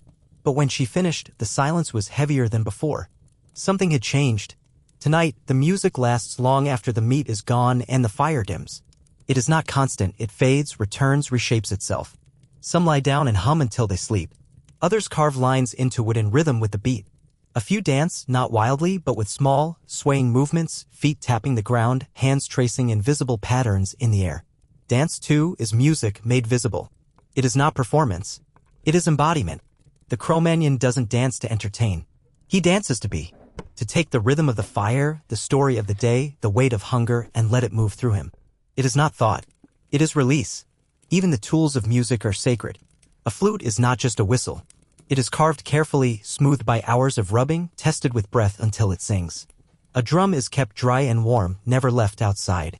The grooves in a rattle may represent seasons, or kills, or dreams. These objects are held with care not because they are fragile, but because they hold something intangible. In the deep of the night, as the last rhythm fades and the cave falls quiet again, the Cro-Magnon places his flute beside the fire. He does not store it with his blades or tools. He places it near the ochre stones and the painted wall because it belongs to that world. The world of memory, meaning, and spirit. Music will not build a shelter. It will not kill a mammoth or sharpen a blade, but it reminds the tribe who they are. It gives shape to time, to emotion, to things too big for speech. And in the sound of bone and breath echoing through the Ice Age dark, the Cro-Magnon hears more than survival. He hears himself. The fire is barely a whisper this morning, only a faint glow under the ashes, waiting to be reborn. But already the Cro-Magnon is awake. Not because of hunger or cold. Not because of danger in the forest. But because today, like every day, something older than survival demands attention, the passing on of knowledge. Teaching is not an institution in this world. There are no classrooms, no lectures, no curriculum. But learning is constant, woven into every breath, every movement, every task. In the Ice Age, ignorance is death, and so education is life. The Cro-Magnon does not call himself a teacher, but he is one. A boy perhaps 8 or 9 winters old follows him closely today, eyes sharp, legs quick despite the cold. He watches how the Cro-Magnon walks through the snow, not in a straight line, but weaving slightly. This conserves energy. He watches how he stops every few steps, not to rest, but to listen. Snow doesn't just fall. It speaks. It hides sounds. It reveals others. They reach a clearing near the river. The Cro-Magnon kneels beside a set of tracks, barely visible, half melted. He gestures to the boy. The boy crouches, leans close. He sees the 3 toes, the slight drag. Bird. Wounded. Not large, but enough for meat. The man says nothing. He draws his finger along the edge of the track, then points toward a broken branch. The boy nods. He understands. Follow the clues. Read the world. This is teaching. Not with words, but with presence. With repetition. With correction. The body remembers better than the ear. And in time, the student becomes the teacher. Back at the shelter, 2 women sit beside the fire. One threads sinew through a soft leather pouch. A younger girl watches, then takes her turn. Her hands are clumsy. The stitch is crooked. The woman does not scold. She takes the pouch, smooths it, undoes the work, and hands it back. Try again. Later, an older child sits beside a man carving a new spear. The boy holds a piece of flint in one hand and a chunk of antler in the other. He strikes too hard. The flint shatters. The man grunts, not in anger, but as warning. He picks up a fresh core, shows the angle again, taps gently. The edge flakes clean. The boy copies. Slowly, the pressure, the angle, the rhythm all begin to make sense. This is how knowledge moves forward. One hand. One tool. One error at a time.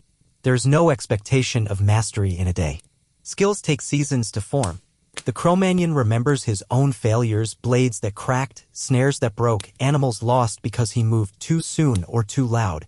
But those failures carved themselves into his memory like grooves in bone.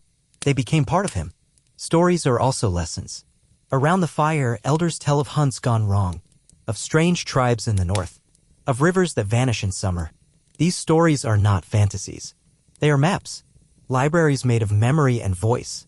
A story about a sick child who drank from still water becomes a warning.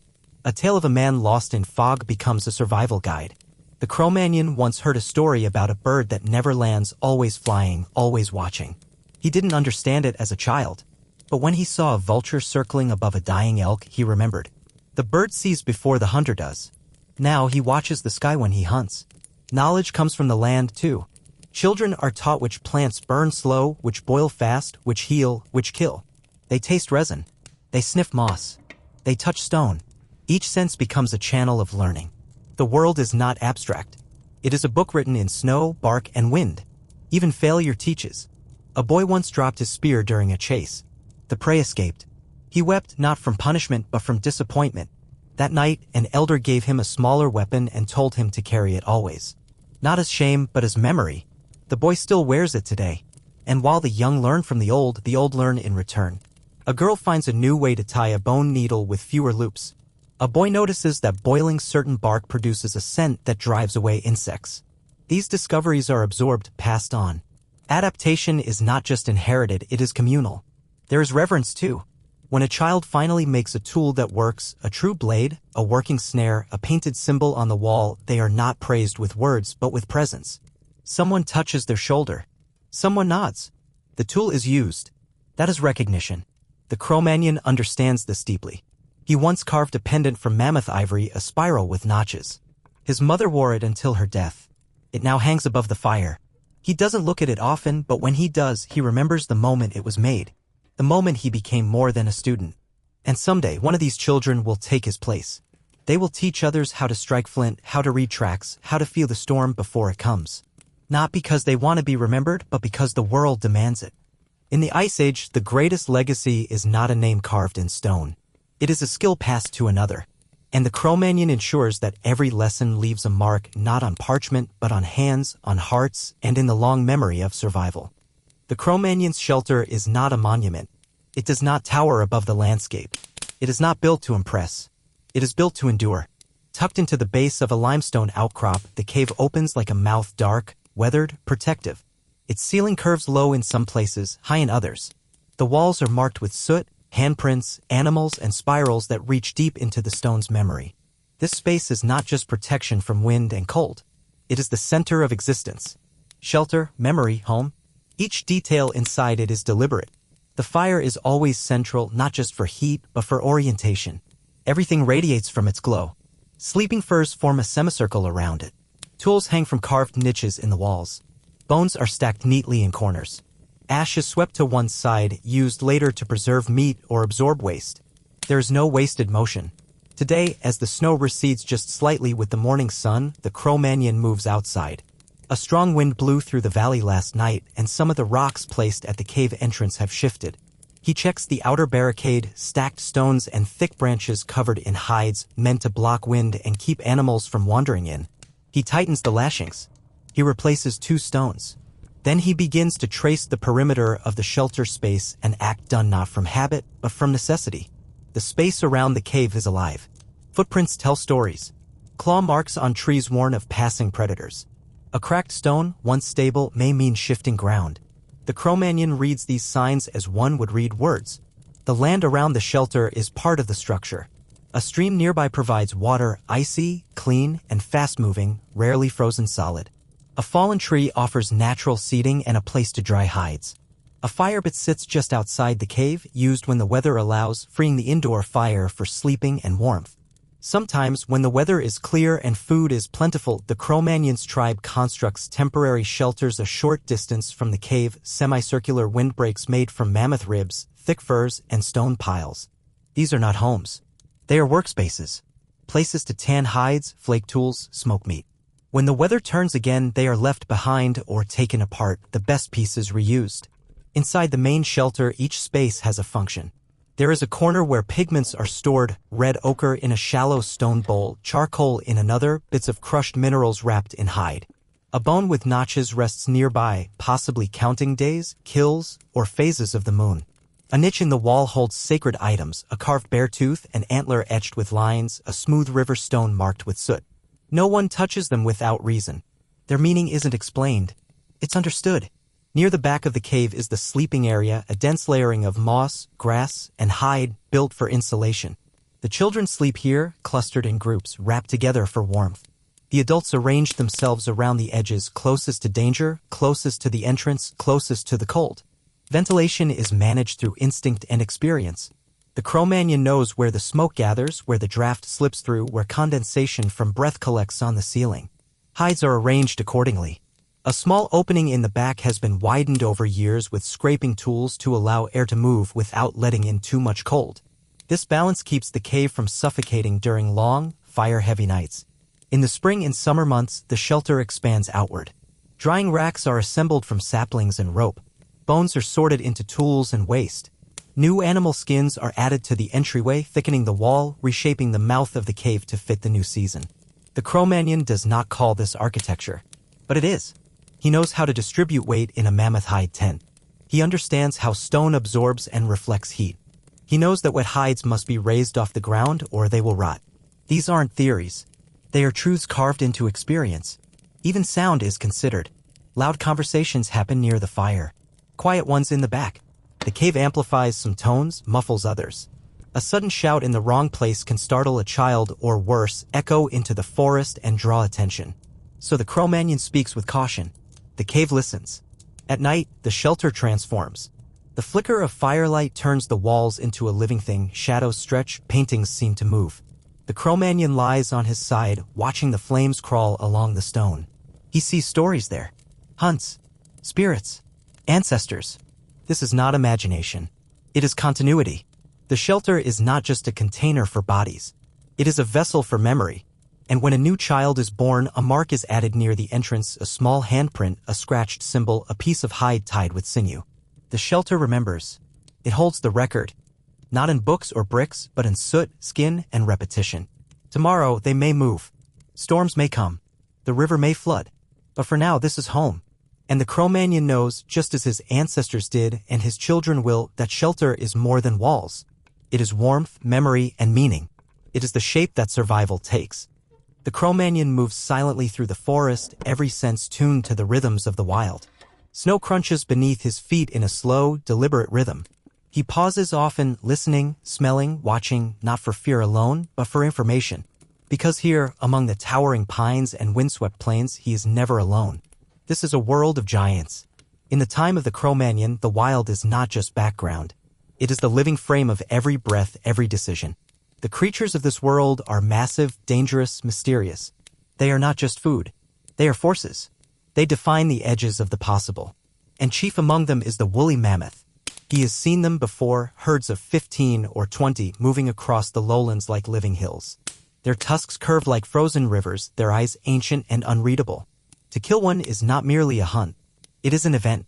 Rare. Dangerous. A full tribe effort. Spears. Fire. Pits. And if the kill succeeds, the reward is massive: meat, bone, fat, hide. A bounty that could feed the group for weeks and clothe them for months. But the Cro-Magnon does not hunt them carelessly. He has walked among the bones of those who tried and failed.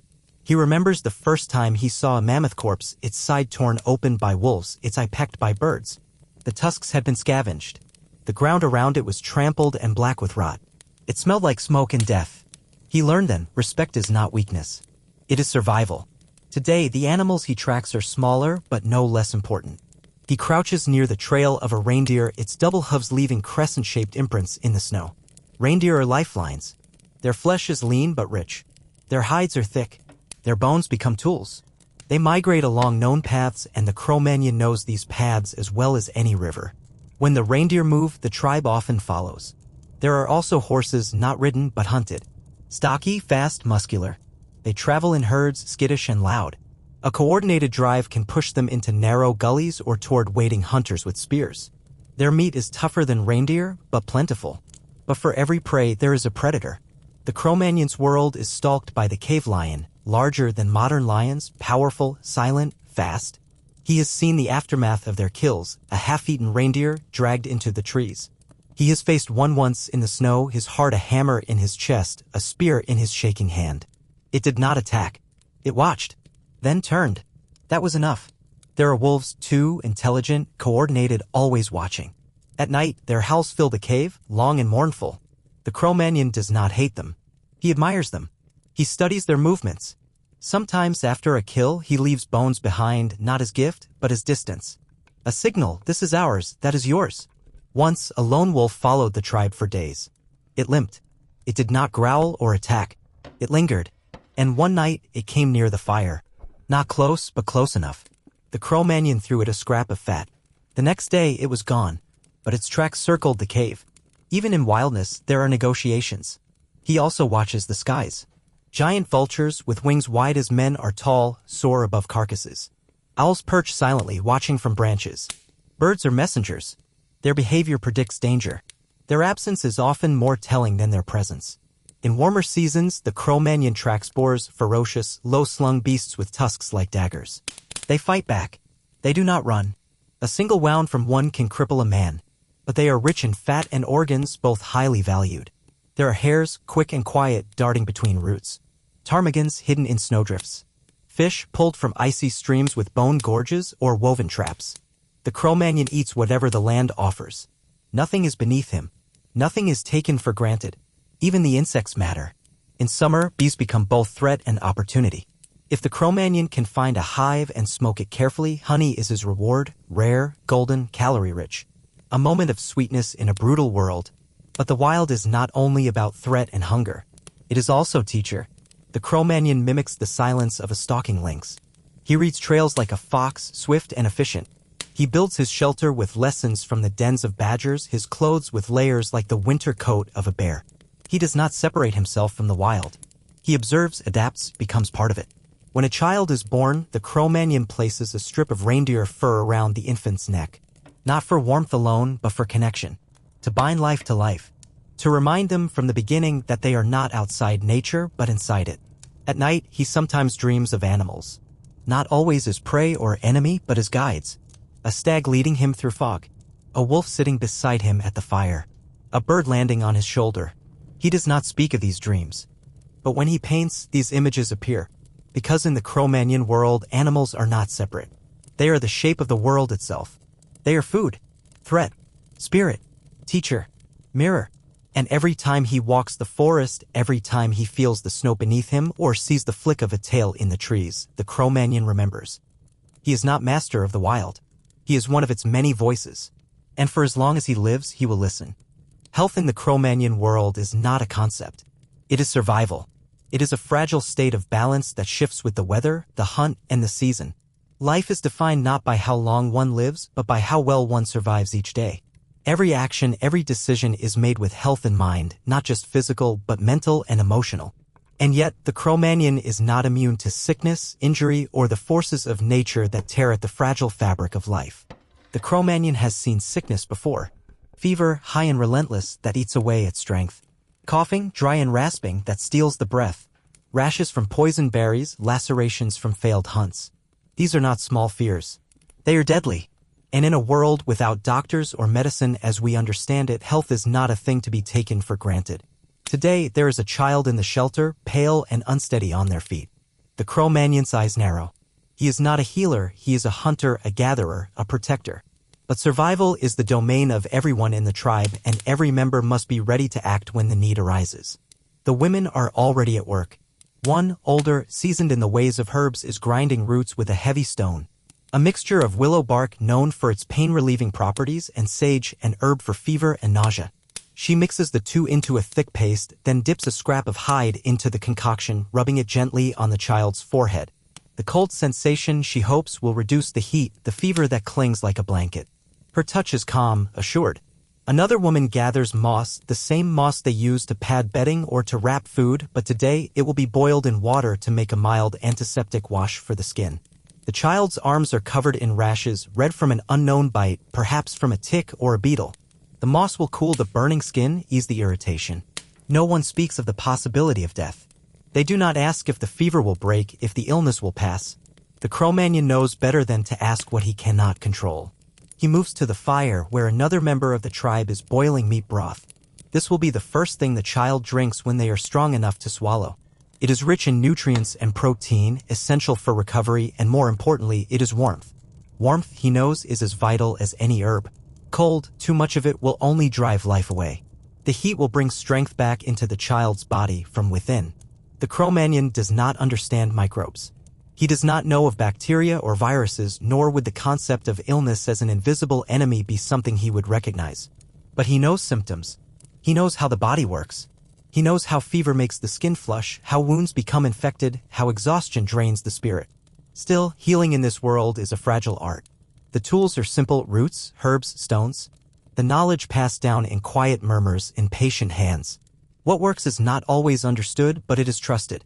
Over time, he has learned that some plants kill and others heal, that certain cuts become infected and others do not, that a child's cry in the night often signals something that cannot be fixed with sleep alone. And sometimes it is not the body that heals, but the spirit. Storytelling, too, is a form of healing.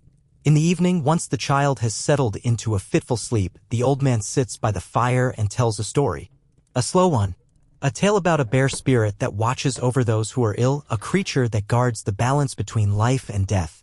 The story is familiar, told countless times before, but tonight it feels different. It is not just a story. It is a prayer.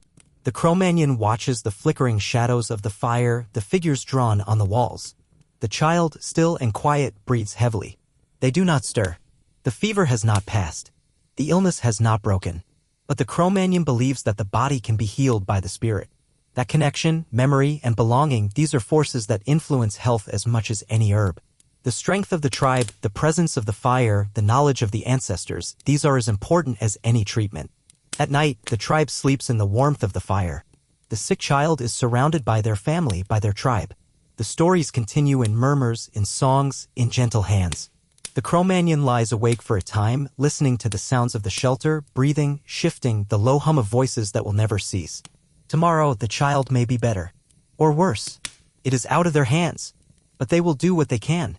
The Cro-Magnon tribe understands death not as an end, but as a passage, a transition, a continuation. It is a constant companion in a world where survival is never guaranteed, where each day is lived with the knowledge that tomorrow is not certain. Death comes for everyone, hunters, gatherers, children, elders, and it arrives often without warning. Yet it is not feared. It is simply another part of the cycle, another threshold to cross. Today, the tribe faces death in its most familiar form. An elder, one of the first to teach the Cro-Magnon about the ways of the forest, the rhythms of the seasons, and the rituals of survival, has passed.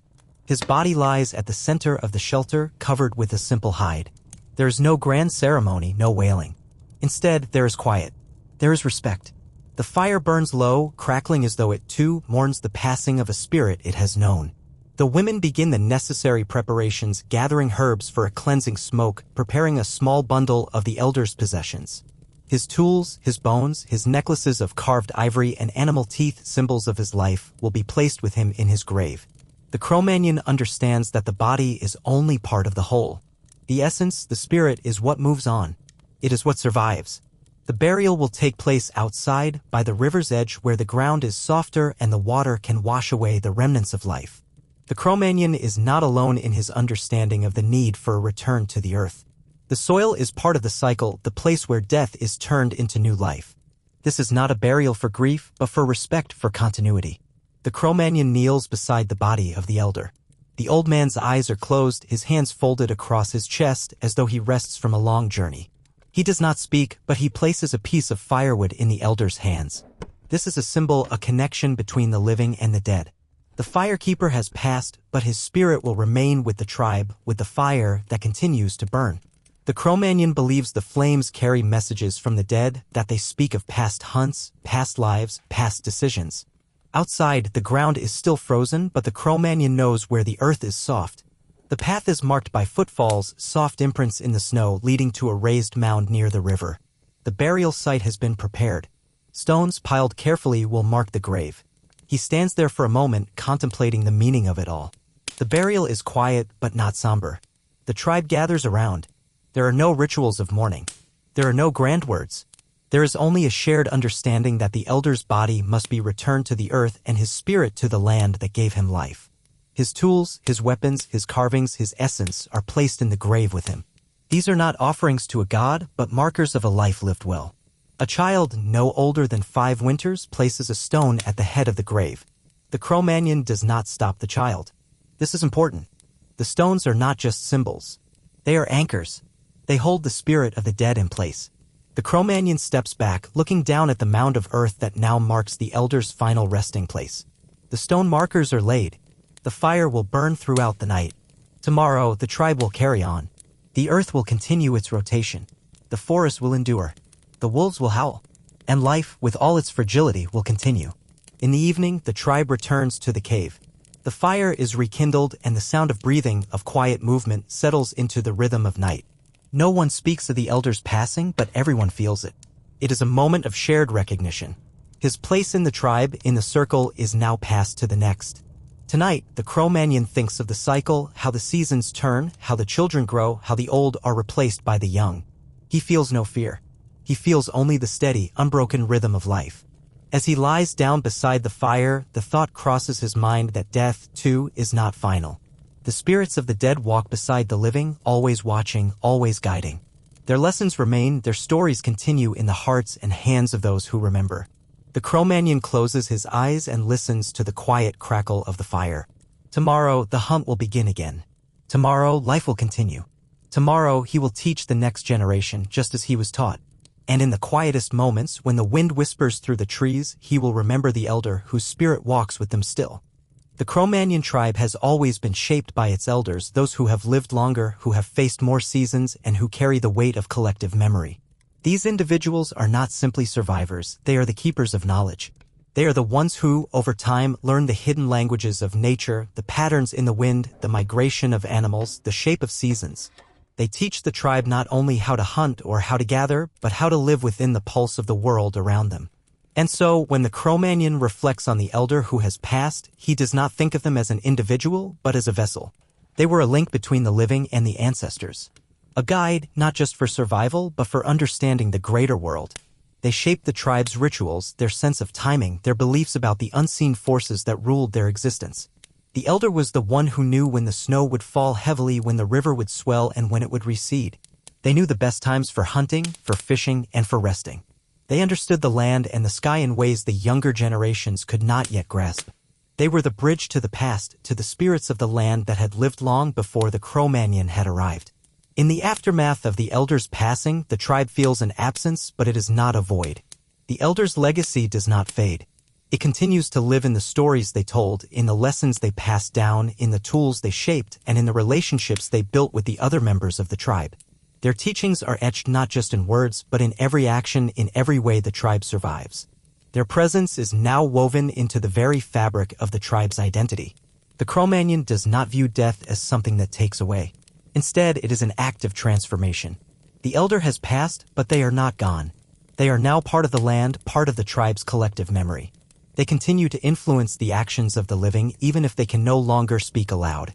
In the days that follow the burial, the tribe takes the time to remember. The old man's stories are retold. His wisdom is reflected upon and passed down again. The younger generations, who have only known his guidance through the years, begin to understand that their lives have been shaped by his lessons. The children learn of the patterns of the stars he once spoke of, the rhythm of the seasons he taught them to recognize, and the importance of each small action in maintaining the balance of life. The Cro-Magnon tribe does not rely on written texts or formal education. They do not have books or scrolls or any method to record knowledge except through oral tradition. The stories they tell are not just entertainment, they are the history of the tribe, its survival, and its connection to the natural world. Each elder, as they pass on, is not replaced by a single individual, but by a collective effort of all those who continue the cycle of learning and teaching. This system ensures that the wisdom of the past is never lost. Every generation carries the responsibility of passing on what they have learned. In a world where death is a constant companion, this is the tribe's form of immortality. It is a survival strategy, not just of the body, but of the tribe's spirit, its culture, and its identity. And so, after the elder is laid to rest, the Cro-Magnon knows that the tribe's work continues. They will not forget. They will not let their history slip away into the shadows. The passing of one individual is not a loss, but a continuation of the story that has been told for millennia. In the evenings, when the fire burns bright and the shadows dance on the cave walls, the Cro-Magnon tribe gathers. The young ones listen intently to the stories of the elder, of their journey, of their wisdom. They ask questions. They listen. They learn. This is how the tribe remains whole. This is how they ensure that the world they live in, raw, untamed, and full of danger, will continue to be understood, respected, and survived. Through memory, through story, through the steady transfer of knowledge from generation to generation. And in this, the Cro-Magnon tribe finds its strength. As long as there are those who remember, the elder's voice will never be silenced. It will live on in the movement of the fire, in the rhythms of the hunt, in the careful placement of tools. The Cro-Magnon understands that no one truly dies as long as they are remembered. The cycle continues unbroken. The Cro-Magnon tribe is a master of tools, not just users, but creators. In a world dominated by nature's raw force, tools are the thread that connects survival with the human mind. They are the material expression of intelligence, necessity, and adaptability. The Cro-Magnon does not simply interact with the world. He shapes it with his hands, his knowledge, and his understanding of what the land can offer. Each tool is a statement, a declaration of human mastery over the wild. These are not objects made for convenience or ornamentation. They are weapons, survival mechanisms, and systems designed to ensure that life continues, even in the most hostile conditions. Today, as the Cro-Magnon kneels beside a large flat rock near the riverbank, he inspects the flint core before him. His hands move expertly, striking it with precise, controlled force. The goal is clear: shape the stone into something sharp, something capable of cutting, scraping, or hunting. The flint tools of the Cro-Magnon are a marvel of early craftsmanship. The technique is called flint knapping, and it involves striking flint against a hard surface to create a controlled fracture, producing sharp edges. With each blow, the Cro-Magnon sees the tool take shape: a jagged edge for cutting meat, a smooth curve for scraping hides, a pointed tip for piercing. The sound of the stone breaking is not violent but purposeful. It is the sound of survival being carved into existence. The process is slow, deliberate. The Cro-Magnon is careful with each strike. One wrong move, one misplaced blow, and the stone will shatter into useless shards. Precision is everything. He has honed this skill for years, passed down through generations. It is instinct now. The stone speaks to him in subtle ways: the grain, the weight, the lines of fracture. The Cro-Magnon has learned to listen. Beside him, his tools are laid out: stone hammers, bone pressure flakers, and a basket of rough-cut stones ready to be refined. There is a careful order to them, a hierarchy of use. The large hammers are used to shape the stone, the pressure flakers to refine the edge. The smaller tools are for the finer work, the final sharpening. And even after the tool is made, it will not be perfect. The Cro-Magnon knows that time, use, and repetition will smooth the edges, shape the handle, and create a tool that will become an extension of his own body. He is not just crafting objects, he is crafting his survival. The hand axe is one of the most important tools. It is heavy and versatile, used for chopping wood, breaking bones, cutting meat, and even fighting. The Cro-Magnon uses the axe to process the mammoth he killed last week, splitting the thick bone and extracting the marrow. The large tusks are set aside, valuable for crafting, for trading, for carving. The Cro-Magnon knows the full value of each piece, every scrap of bone, every fragment of flint. Nothing is wasted. The spear is another essential tool. The Cro-Magnon has mastered the art of spear making, knowing the exact weight and balance required to throw a spear accurately and with deadly force. The shaft is made from the long, straight wood of a pine tree, carefully selected for its strength and flexibility. The flint head is affixed with sinew, wrapped tightly and secured with resin. The spear is a tool of precision, designed for hunting, for defense, for survival. The knife, though smaller, is just as important. It is used for skinning animals, preparing food, and cutting plant material. The Cro-Magnon sharpens it daily, ensuring it retains its edge. The knife is an extension of the hand, always at his side, always ready.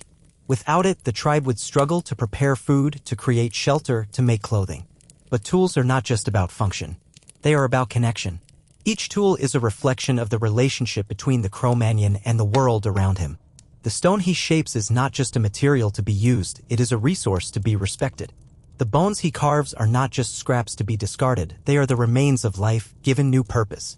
The Cro-Magnon does not just take from the land, he shapes it, transforms it, and in doing so, becomes part of it. As he works, the Cro-Magnon notices the young ones watching. They are curious, eager to learn. They see him shape stone and bone, and they understand that this is not a simple task. It is not just about survival, it is about crafting life. The tools he creates are not just tools. They are extensions of his will, his intelligence, his identity. Later, when the sun is lower in the sky, the Cro-Magnon turns his attention to the bow, a tool that will revolutionize hunting in the seasons to come. The bow is made from flexible wood, strong yet light, strung with sinew. The arrows are tipped with flint heads, carefully knapped to a fine point. The Cro-Magnon does not rush this work. The bow must be balanced. The string must be taut, but not too tight. The arrows must fly true. The bow is a tool that brings distance between the hunter and the hunted. It allows him to strike from afar, to remain hidden, to hunt silently. The Cro-Magnon knows the power of this tool, how it will change the way he interacts with the land, the animals, and the very essence of survival. When he finishes the bow, he feels a sense of completion, but not pride. This is not an art project. This is function. This is survival. And the Cro-Magnon is deeply aware of the responsibility that comes with these tools. They are his bridge between the human world and the wild. He shapes them with respect.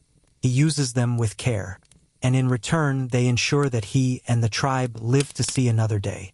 In the late evening, when the last light fades from the sky, the Cro-Magnon gathers the tools he has made and stores them in their places. He does not sleep yet. The day is not finished. The tools are ready, their edges sharp, their handles steady. And tomorrow the work continues, because survival never stops. and neither does the making of the tools that will carry them forward. The world shifts as seasons change, and for the Cro-Magnon, every change is felt in the bones, the breath, and the rhythm of the land. The cycle of seasons is not just something to be marked on a calendar, it is a pulse that drives the tribe, shaping how they hunt, where they shelter, and what they eat. Each turn of the year brings new challenges, new opportunities, and, above all, new demands for adaptation. In the middle of winter, the forest is still. The trees stand skeletal against the gray sky, their branches heavy with frost. Snow blankets the ground, a soft, thick layer that muffles all sound and makes every step a deliberate decision. The Cro-Magnon tribe huddles in the cave, sheltering from the icy winds that sweep through the valley, their bodies wrapped in furs, their breath rising in clouds. But even in winter, the work continues. The Cro-Magnon does not simply wait for the spring thaw. He does not sit idle. The cold season is a time for preparation, a time to reinforce shelter, to repair tools, to preserve food. It is a time to store up strength, to care for the injured, and to gather what can be salvaged from the land. In the depth of winter, while the prey is sparse and the winds howling, the Cro-Magnon turns inward, focusing on the small tasks that will make survival in the coming months possible. As the days lengthen, the warmth of the sun begins to stir life beneath the snow. The Cro-Magnon begins to sense the subtle shift, a change that stirs not just in the land but in the tribe itself. The snow no longer falls with the same intensity. The cold begins to recede. Spring is coming, and with it, the cycle of life renews. The Cro-Magnon feels it first in his bones, the softening air, the change in the scent of the earth.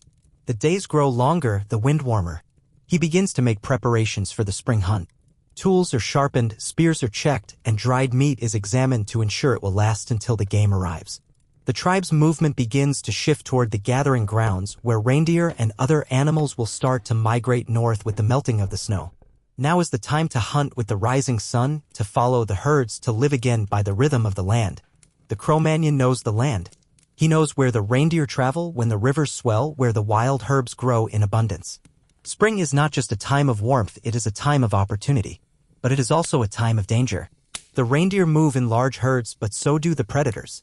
The Cro-Magnon watches the skies for vultures, listens for the sound of wolves, and remains alert because the wild does not offer mercy. It offers only chance. In the late spring, when the first shoots break through the thawing earth, the Cro-Magnon shifts again. The hunt for larger game, the mammoths, the reindeer, takes precedence, but there are smaller creatures to be found. Boar, hares, wildfowl, these creatures offer quick meals for the tribe, and their hides are just as valuable. The Cro-Magnon turns to his smaller tools now, snares, traps, and fish gorges. These are not the weapons of the grand hunts, but they are essential for sustaining the tribe through the shifting seasons. He teaches the young ones how to set traps, how to track smaller prey, how to listen for the subtle sounds of nature that indicate a hidden food source. These lessons are not spoken, they are demonstrated in motion, in quiet whispers, in the steady hands of the old, showing the young how to work with the land. The summer months bring a different rhythm. The Cro-Magnon spends his days in the fields, gathering berries, roots, wild nuts, any source of food that can be preserved for the winter. He uses the bow and arrows to hunt smaller game in the thick underbrush, taking what he can without disrupting the balance. The rivers teem with fish, and the Cro-Magnon learns to read the changing currents, to find the best places for catching fish. The heat of summer is not a time for the tribe to be idle, it is a time for gathering and storing, for making use of the brief abundance before the frost returns. By the time autumn arrives, the Cro-Magnon is deep in his preparations for winter. The last of the wild fruits are harvested, the hides are stitched into new clothing and shelter coverings. The mammoth hunts intensify, these are the major efforts, the tribe coming together in strength to kill a creature large enough to feed them through the colder months. The meat will be preserved, the bones used for tools, the fat melted down for use in the fire. But autumn is also a time of reflection. As the last leaves fall from the trees and the first frost touches the ground, the Cro-Magnon pauses to assess the work done over the months. Has the tribe prepared enough? Are the tools sharp enough? Are the stores of food enough to survive the harshest of winters? The shift from one season to another is not just a change in weather for the Cro-Magnon. It is a shift in responsibility. Each season requires adaptation. Winter demands a focus on warmth and sustenance. Spring calls for quick action and careful hunting.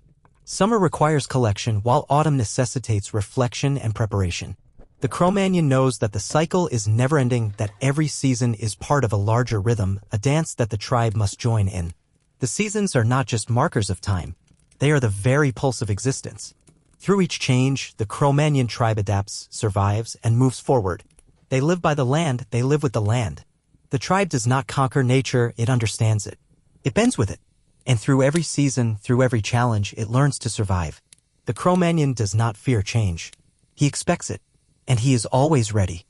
The Cro-Magnon tribe is not merely a collection of individuals. It is a living organism bound together by need, tradition, and survival. Each member plays a role, each task is woven into the fabric of the whole. The strength of the tribe is not in the power of one, but in the connection of all. The Cro-Magnon knows this instinctively. He knows that survival is not just about how fast he runs or how sharp his spear is.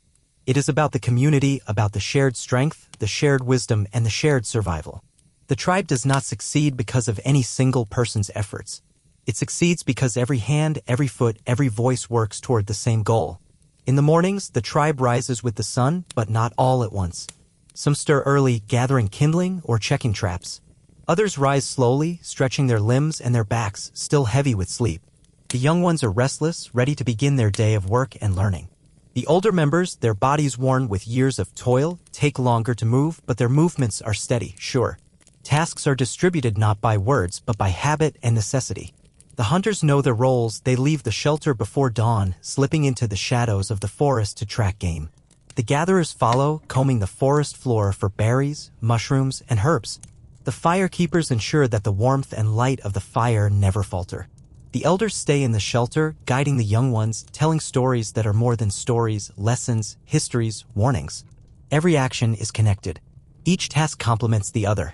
The hunting parties are the most celebrated. They are the ones who bring in the meat, the primary source of food that will sustain the tribe through the long winter months. But the Cro-Magnon knows that this is not all they do. The hunting parties are also the protectors, the warriors of the tribe. They serve as both the first line of defense and the means by which the tribe can feed itself.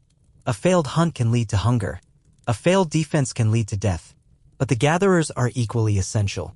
Without them, the tribe would starve during the times when larger game is elusive, when winter makes hunting difficult, when the food stores run low.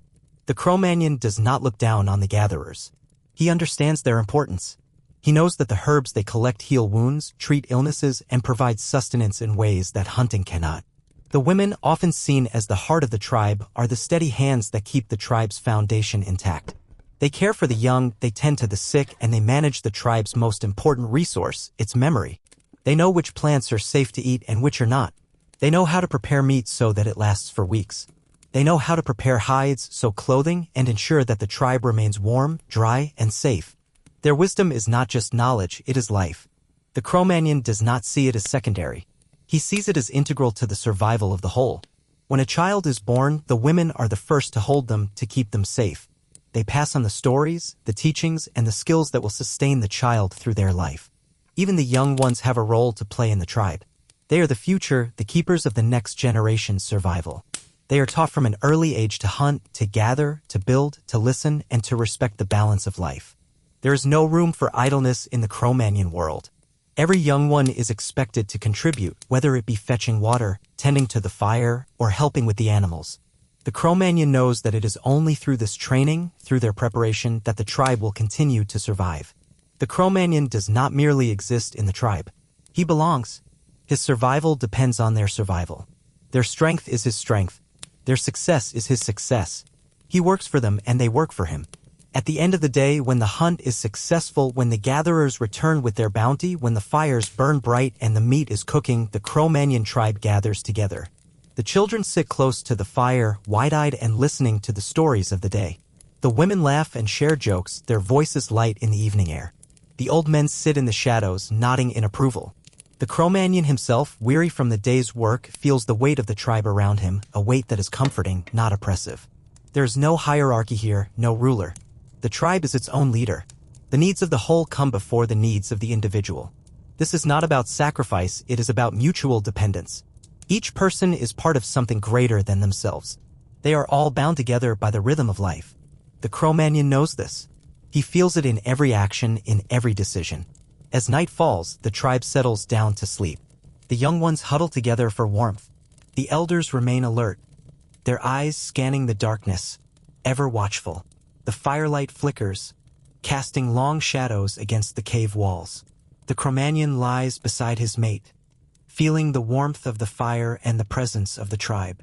He knows that tomorrow will bring its challenges, its dangers, its struggles, but it will also bring its triumphs, because the tribe together is strong. In the Cro-Magnon world, survival is not individual. It is shared, and this, more than any weapon or tool, is the greatest strength of the tribe. The Cro-Magnon does not worry about his legacy. He does not ponder what will remain of him when his time on Earth passes. His world is one of immediate needs: hunger, shelter, survival. His focus is the now, the hunt, the fire, the bond between tribe and land. There is little room for abstract thoughts for future generations. Today is all that matters. But as the years pass, as the tribe's children grow into hunters and gatherers, the Cro-Magnon comes to realize something deeper. While he may not consciously craft a legacy, his life is part of a greater story, a story that does not end with him.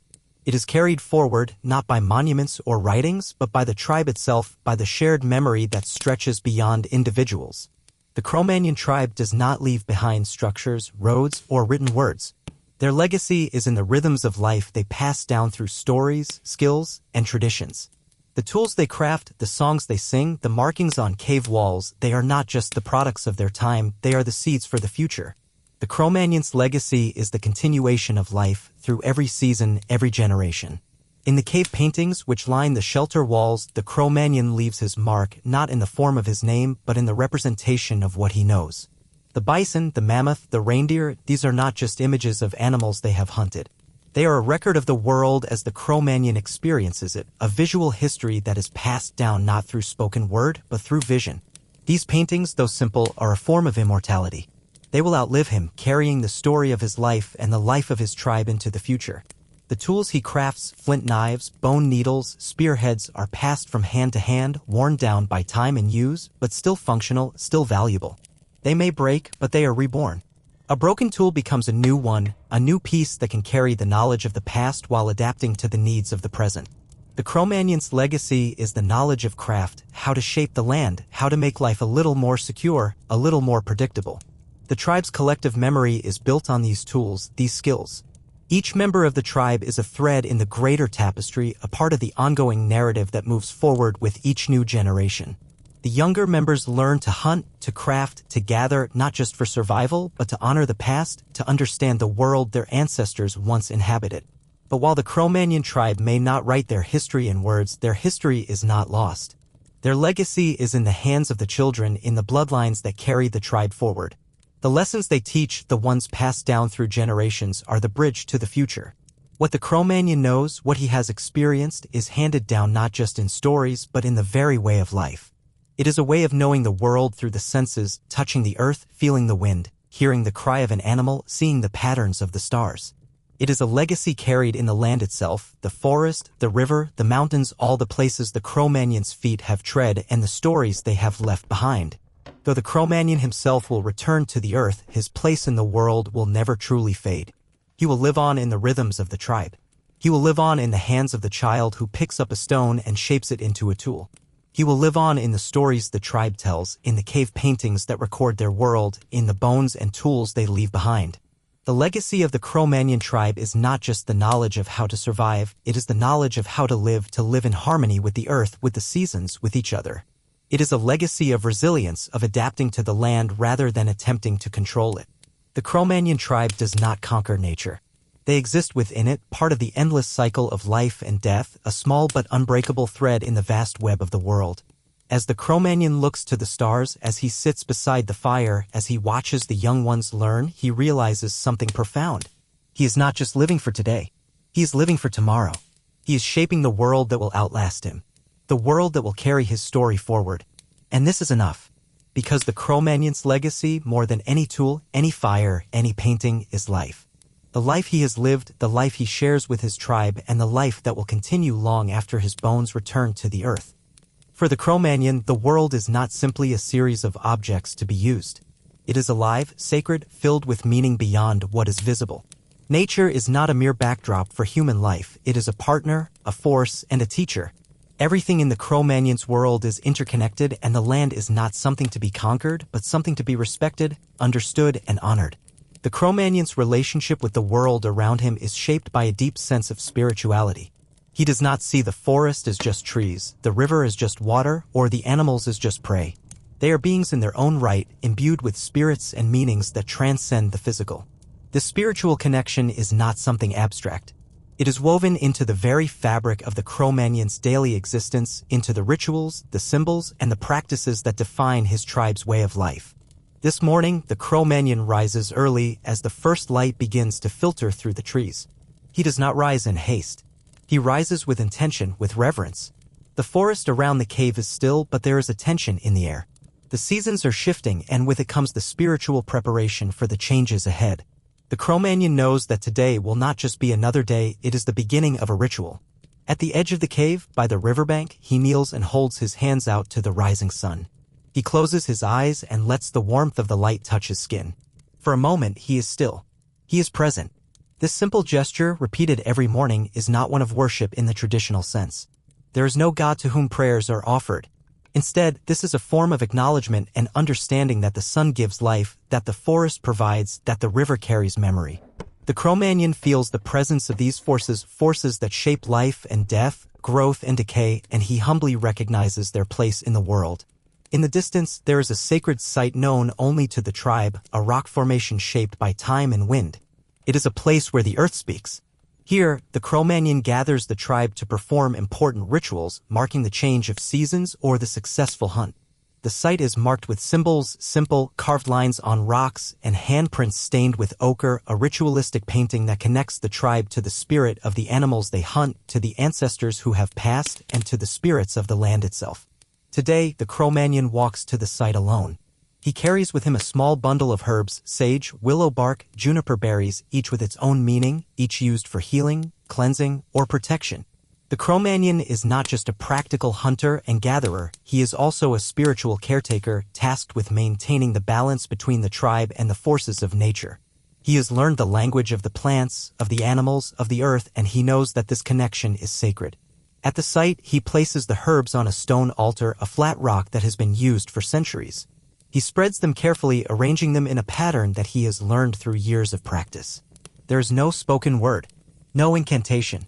Instead, there is a quiet offering and understanding that the earth, the sky, and the spirits are always listening, always watching. As the sun rises higher, he moves toward a set of stone carvings along the rocks, worn smooth over time. They depict animals, the bison, the reindeer, the mammoth, each animal carved with an intricate pattern, their forms made sacred by the hands of those who have come before. The Cro-Magnon traces one of these carvings with his finger, feeling the worn edges, the deep grooves. This is not just art. This is a prayer, a mark of respect, a memory of the animal's spirit that lives on even after its death. He does not expect an answer, nor does he seek one. The communication is subtle, woven into the land, into the very air. The Cro-Magnon knows that the world does not speak to him in words. It speaks in patterns. In the flight of birds, in the sound of the wind, in the way the snow falls. It speaks in the behavior of the animals. And he listens. The Cro-Magnon then pauses, a moment of silence. He is not alone. His ancestors are with him. The spirits of the animals are with him. The land, too, is alive with memory. As he begins his journey back to the tribe, he feels aligned, not just with himself, but with the forces around him. His place in the world is reaffirmed. He is part of this land, part of this cycle. His life, his actions are interconnected with the natural world in ways he can never fully articulate, but which he feels deeply. Later, as the tribe gathers to share a meal, the Cro-Magnon tells the children the story of the deer spirit, a tale passed down from the elders, a story of how the deer gave itself to the tribe to ensure their survival, how its spirit watches over the hunters, guiding them to success. It is not just a story.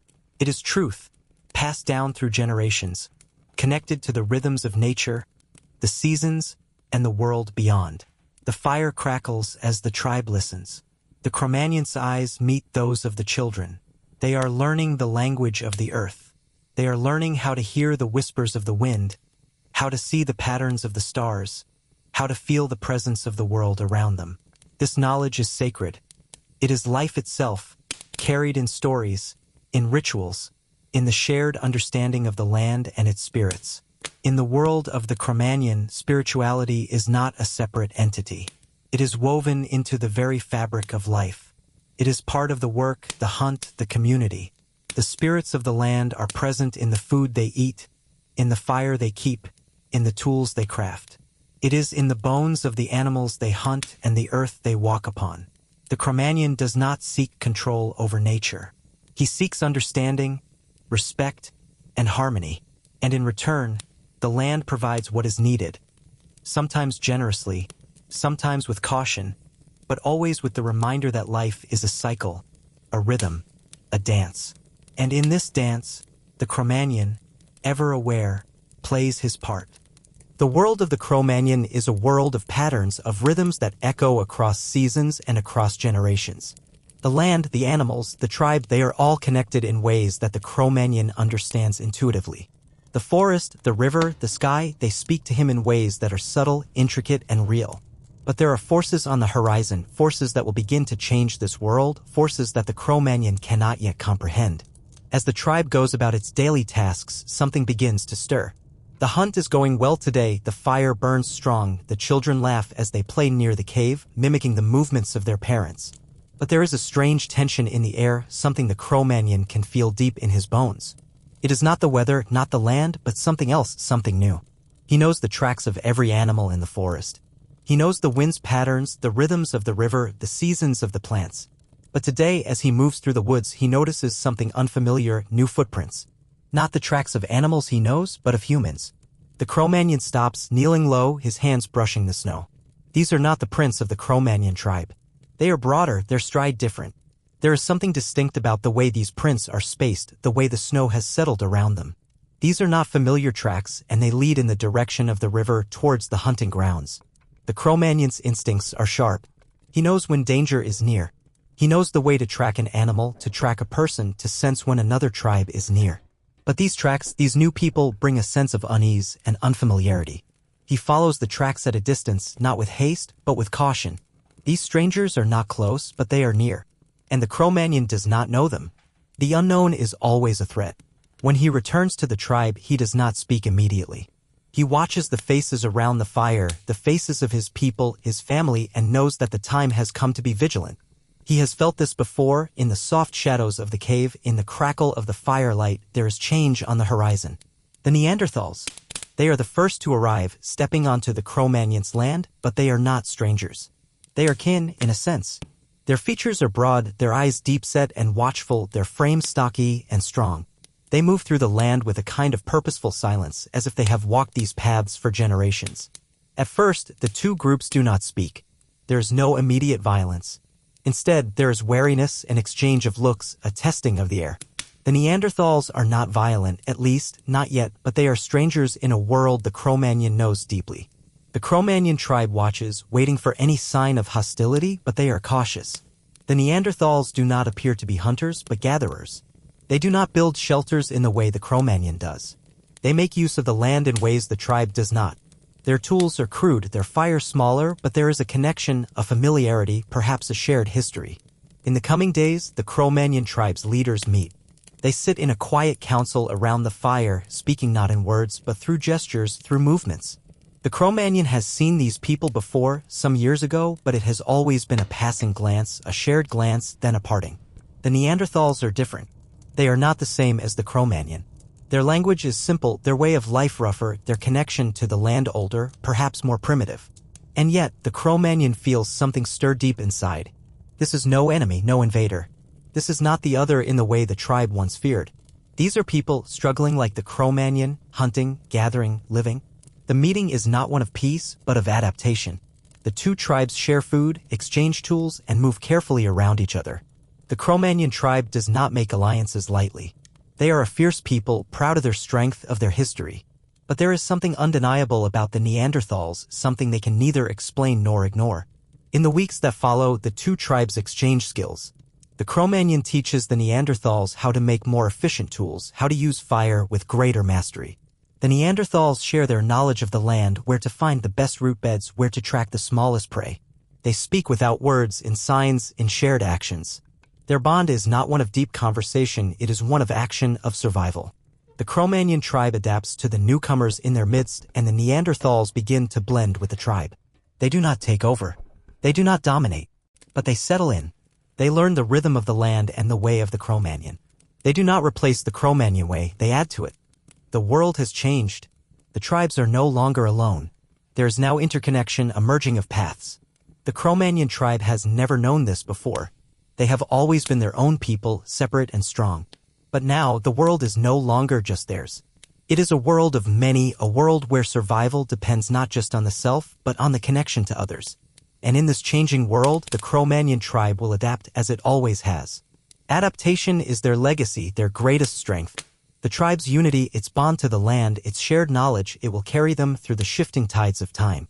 The Cro-Magnon tribe stands at the threshold of a new world, a world of change and innovation. The arrival of the Neanderthals has shifted the balance of life, not just in terms of relationships, but in the ways the Cro-Magnon perceives the world around them. For the first time, the tribe faces not just survival in isolation, but the possibility of learning, sharing, and adapting from other peoples. This is a moment not just of survival, but of transformation. The Cro-Magnon has always been a master of tools. His hands are accustomed to shaping stone, bone, and wood. But now, with the presence of the Neanderthals, something else begins to stir, a shift towards innovation, craft, and the emergence of new technologies. The morning is cool, with frost still clinging to the trees, and the Cro-Magnon tribe gathers around the fire to discuss the day's tasks.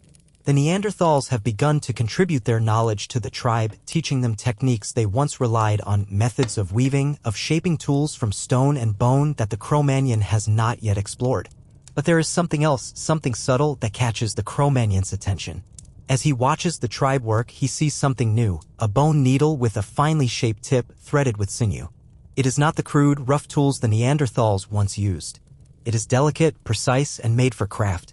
It is the intersection of Neanderthal simplicity and Cro-Magnon's sophistication, a combination of strength and finesse that will soon define the way they create, the way they work with the land. The Neanderthals bring with them tools of their own, wooden frames for weaving, bone scrapers for hides, and methods for processing animal hides that the Cro-Magnon had not fully explored.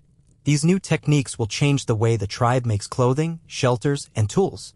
The Cro-Magnon tribe had always relied on the simple and effective methods they had known for generations, but now they see that there is more to be learned. One of the older Neanderthal women demonstrates a technique for tanning leather. She shows the Cro-Magnon how to scrape the hide with bone tools to remove the flesh more efficiently, how to rub the hide with animal fat and plant oils to soften it, and how to stretch it over a frame to dry it evenly. The Cro-Magnon watches with growing interest, his hands moving instinctively to repeat the steps, incorporating them into his own knowledge. The hide is softer, more supple, and more durable than anything the Cro-Magnon has made before. The tools of the Cro-Magnon, once heavy and utilitarian, begin to evolve into something more refined. A knife is no longer just for cutting, it is now shaped for precision. A spear is no longer a weapon of brute force, it is becoming more streamlined, more aerodynamic. The Cro-Magnon sees the potential for greater efficiency, greater control over the environment that surrounds them. The Neanderthal men teach the Cro-Magnon how to craft stone axes with finer edges using a technique they have developed for centuries. Their method involves heating the stone in the fire before striking it with precision, shaping it more finely, making it more effective. The Cro-Magnon is impressed. This is a tool that will make the hunt faster, the wood easier to chop, the shelter stronger. He begins to see the ways in which these new techniques can integrate with his own understanding of the world. But craft is not just about tools. It is about expression, about creating meaning in a world that often feels too large to control. The Cro-Magnon has always relied on simple, functional tools, things that get the job done. But with the Neanderthal influence, he begins to see the potential for beauty and symbolism in his work. A carved bone, a decorated spear, a painted hide, these are not just tools, they are expressions of identity, of cultural significance. The Cro-Magnon begins to carve his tools with symbols, shapes, lines, marks that have meaning beyond the utilitarian. These are not just random scratches. These are intentional markings, symbols of strength, survival, and connection to the earth. His tools are not just instruments of survival, they are a reflection of who he is, of where he comes from, and of where he is going. As the tribe works together, the lines between Neanderthal and Cro-Magnon begin to blur. They are no longer two separate entities, but a single community bound by the shared knowledge of survival and innovation. They work side by side, weaving, hunting, crafting, building, each person contributing their unique skills, their unique understanding of the world. The Cro-Magnon's legacy of adaptation becomes intertwined with the Neanderthals' practicality. Together, they are creating something new, a hybrid culture that will shape the future. The day ends with the tribe gathered around the fire, the tools they have crafted today spread out before them. The spears, the knives, the baskets, each one is a symbol of progress, of change. The Cro-Magnon tribe has evolved from a people living only in survival mode to a people who can create, who can innovate, who can change the course of their own existence. This is a new chapter. A new world. The tools of the Cro-Magnon are no longer just instruments of survival. They are symbols of identity, of culture, and of a tribe that is beginning to understand the potential of innovation. The Cro-Magnon looks around at the tribe, his tribe, and sees the future in their hands. And he knows that in this new world, there are no limits. The Cro-Magnon tribe lives at the mercy of a world that is constantly shifting, changing, evolving, adjusting. The seasons shift, the animals migrate, the earth trembles, and the climate changes in ways that are beyond the control of any single person. Migration for both the humans and the animals they depend on is not a choice. It is a necessity. It is a rhythm as old as the land itself. The Cro-Magnon knows this rhythm instinctively. He has seen the seasons change, watched the herds move, and understood the signs of nature that guide the flow of life. But today, as he looks across the horizon, he feels the weight of something different, a change that is bigger than the usual seasonal shifts, a change that will test his tribe's ability to survive in ways they cannot yet fully understand. The climate is shifting. The landscape is changing. The signs are subtle at first. The winter has grown longer, colder. The snow falls harder, the wind sharper. The summer months are warmer, drier. The rivers are not as full, the forest not as dense. The mammoths, once plentiful in the forests, are becoming more elusive, moving to higher ground, following the changing patterns of the earth. The reindeer herds no longer follow the paths they once did. The plants that once grew in abundance are now harder to find. The Cro-Magnon senses this shift, feels the uncertainty in the air. The land that has supported them for so long is changing, and with it the patterns of survival that the tribe has always relied on. The animals are moving, the plants are dying, and the earth itself seems to be responding to forces that are beyond understanding. These changes are not the simple ebb and flow of the seasons. These are changes that will reshape the world in ways that cannot be predicted. The Cro-Magnon is not one to wait passively. He has always been a creature of action, of movement, of adaptation. And so he gathers his tribe together knowing that adaptation is the key to survival. The tribe must move. They must migrate, following the animals, following the land itself. They must leave the shelter of the caves that have served as their home, the place where generations of Cro-Magnons have found refuge and warmth. The time has come to follow the herds, to find new hunting grounds, to find new sources of food and shelter. The decision to migrate is not taken lightly. The Cro-Magnon tribe has lived in these caves for many years, each winter bringing a sense of security in their familiar space. But the land is telling them it is time to move. The animals are already migrating, and the earth is shifting in ways that suggest the seasons will no longer be as predictable. There is no time to waste. With careful planning, the Cro-Magnon begins to organize the migration. The women pack what they can: dried meat, skins, tools. The children help, gathering small bundles of herbs and food. The elders provide guidance, offering their wisdom on how to travel in unfamiliar terrain. The hunters check their weapons, their tools, their spears, ensuring everything is in order for the journey ahead. As the tribe sets out, the Cro-Magnon leads them toward the river, following the ancient migration routes that they have traveled before. The land is unfamiliar and the journey is long, but the Cro-Magnon has always known how to read the signs. He watches the tracks of the animals, the changes in the wind, the state of the earth. He knows that survival is about understanding the landscape, the patterns, the shifts, the rhythms. The earth is alive, and if you know how to listen, it will tell you where to go.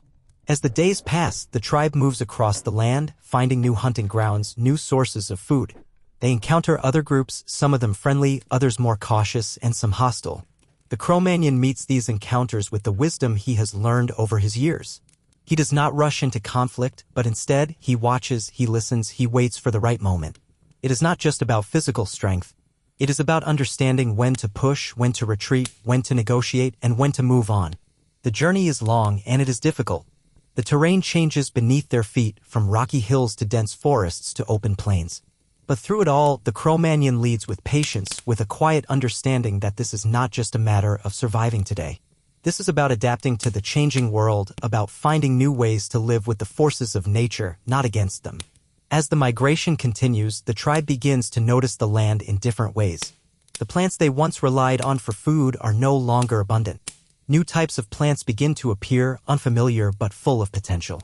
The animals they hunt are moving, following the land's shifting rhythms, and the Cro-Magnon adapts his methods, learning new ways to track, hunt, and survive. The tribe is learning, growing stronger with each passing day. They are evolving, not just in their tools or their techniques, but in their understanding of the world itself. The Cro-Magnon knows that survival is not just about responding to the land's changes. It is about embracing those changes, learning from them, and adapting. By the time the tribe reaches a new river basin, the Cro-Magnon has learned the rhythms of the new land. The river is wider, the animals are different, and the landscape is more open. But it is home.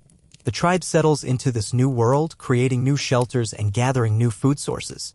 And through it all, the Cro-Magnon feels the shift of the world under his feet, a world that will continue to change, but one in which he and his tribe will continue to adapt, to survive, and to thrive. This is the way of the Cro-Magnon, a world constantly shifting, but one in which his tribe will continue, learning, adapting, surviving. The world of the Cro-Magnon tribe has always been one of constant change. From the shifting seasons to the migrations of animals and the movements of neighboring tribes, the Cro-Magnon has learned to adapt and survive.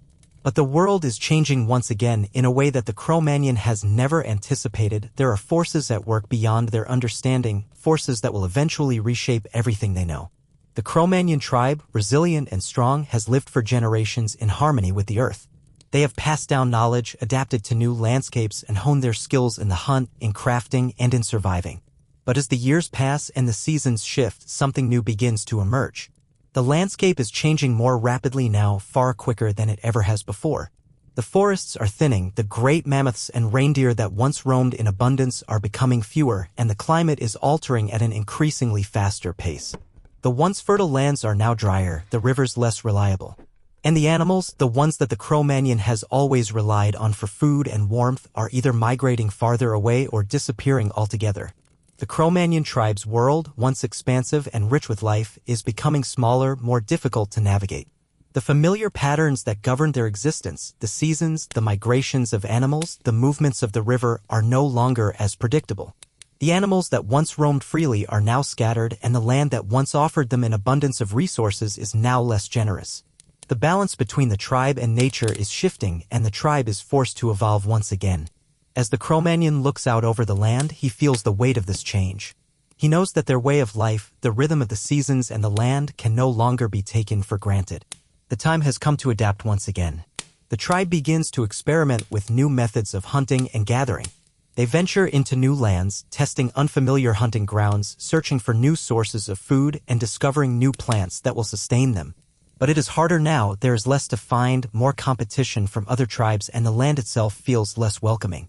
The old ways that the Cro-Magnon has relied on, tracking herds of reindeer, following the mammoths across the plains, are no longer as effective. The tribe must be more strategic, more inventive. The young ones who have grown up learning the ways of the past are now faced with an uncertain future.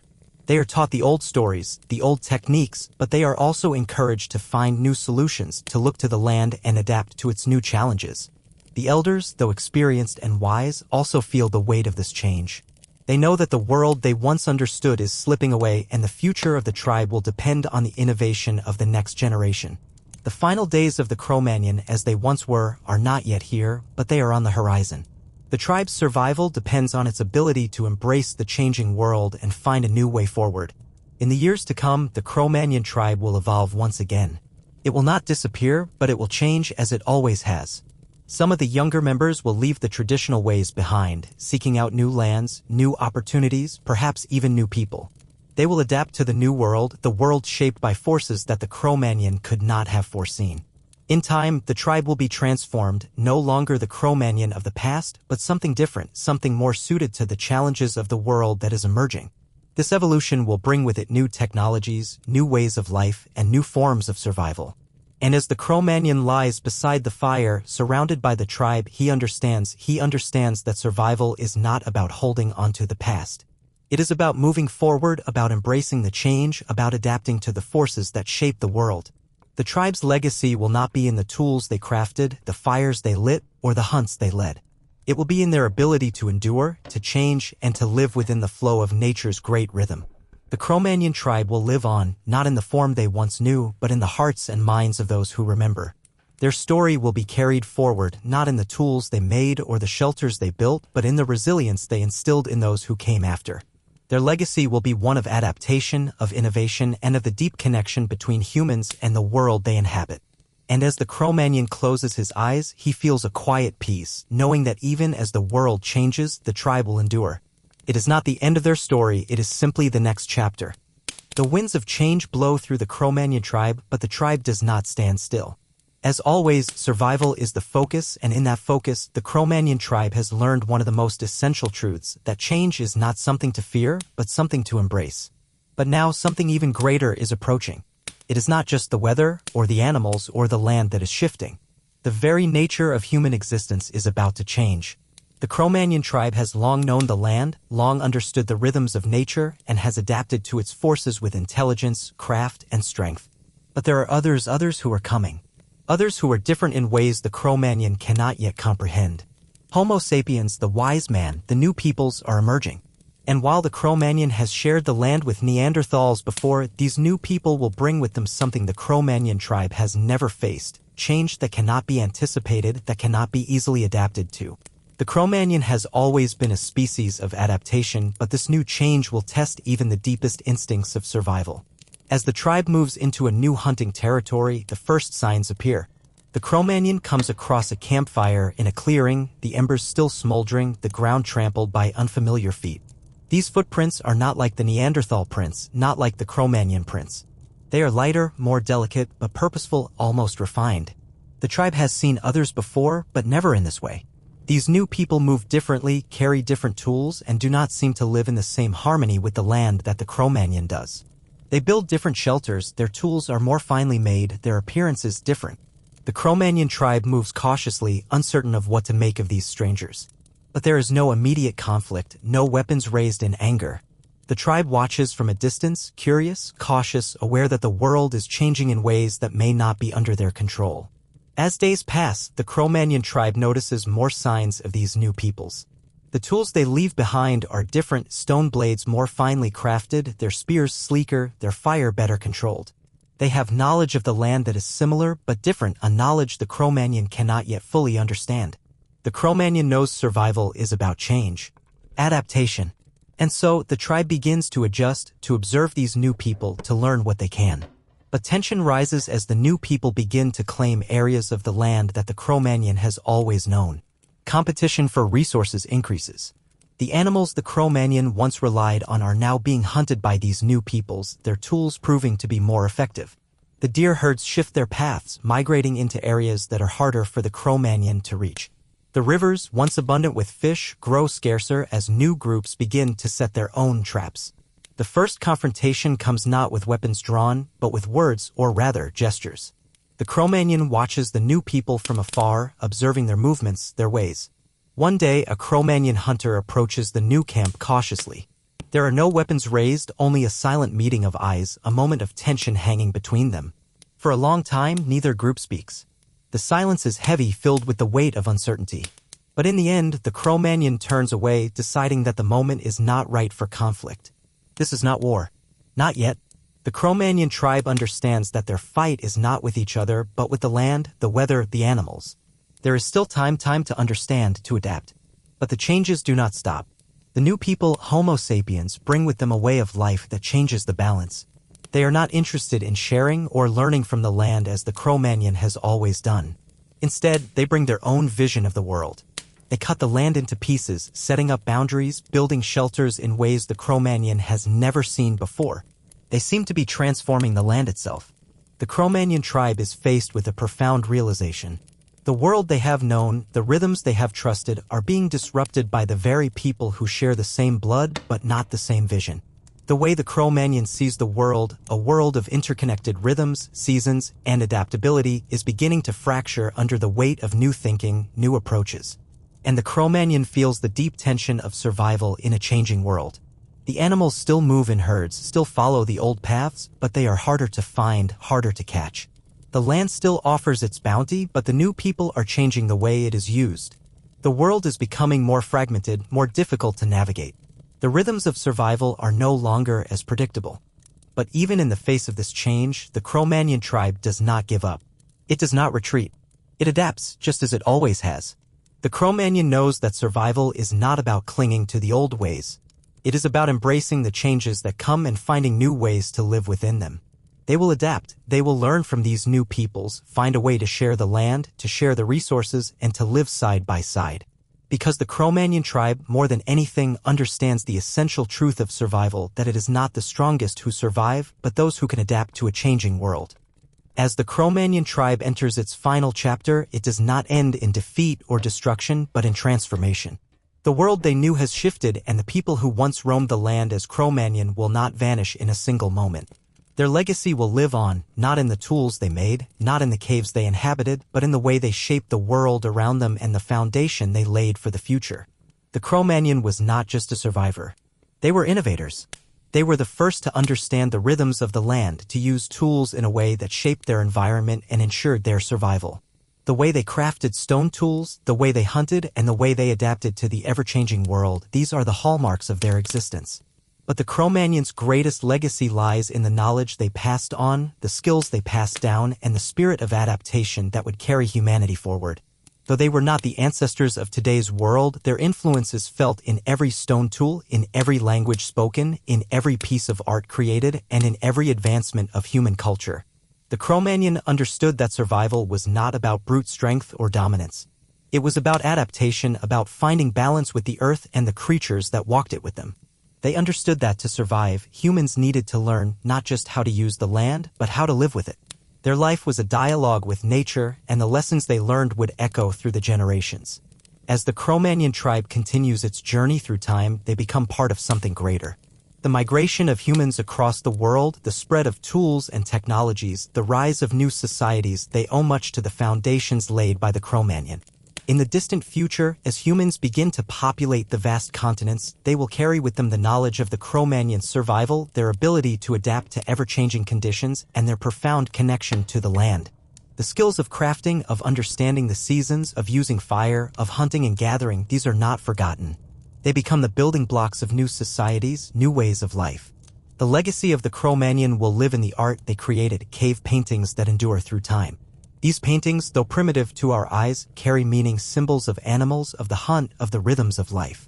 They are a visual record of the Cro-Magnon's world, their belief system, and their connection to the land. The art becomes a bridge between the past and the future, a reminder of a time when humanity was closer to the earth, when survival was deeply tied to the land and the creatures that inhabited it. Their tools, too, are part of the legacy. The stone axes, bone needles, flint knives, these humble implements tell a story of craftsmanship, of resourcefulness, and of the profound connection between humans and the materials of the earth. The Cro-Magnon tribe's ability to craft is a skill passed down through generations, and it will continue to shape the way humans interact with the world for millennia. But the most enduring part of their legacy is their spirit of innovation. The Cro-Magnon were not just a people who adapted to their environment, they were a people who shaped their environment to survive. They used fire not just for warmth, but to transform materials. They used tools not just to survive, but to improve their lives. Their craftsmanship was not just about function, it was about expression, about leaving a mark on the world. As humans continue to evolve and expand, the Cro-Magnon tribe will fade from memory, but their legacy will remain in the technologies they pioneered, the art they created, and the way they shaped human history. The world they left behind will be transformed, and yet their imprint will still be felt in ways that even the Cro-Magnon could never have imagined. In the end, the Cro-Magnon did not die because of their inability to adapt. They did not fall because they were outpaced by time. The Cro-Magnon tribe became part of something larger, part of a movement that carried humanity forward into the future. They became part of the legacy of survival, a legacy that would eventually give rise to civilizations, to cities, to societies, to the world we know today. The Cro-Magnon tribe was not an isolated people. They were the first builders, the first creators, the first innovators. They were the seeds of humanity's evolution, and in the roots of that evolution, their legacy still grows, shaping the world we live in and the one yet to come.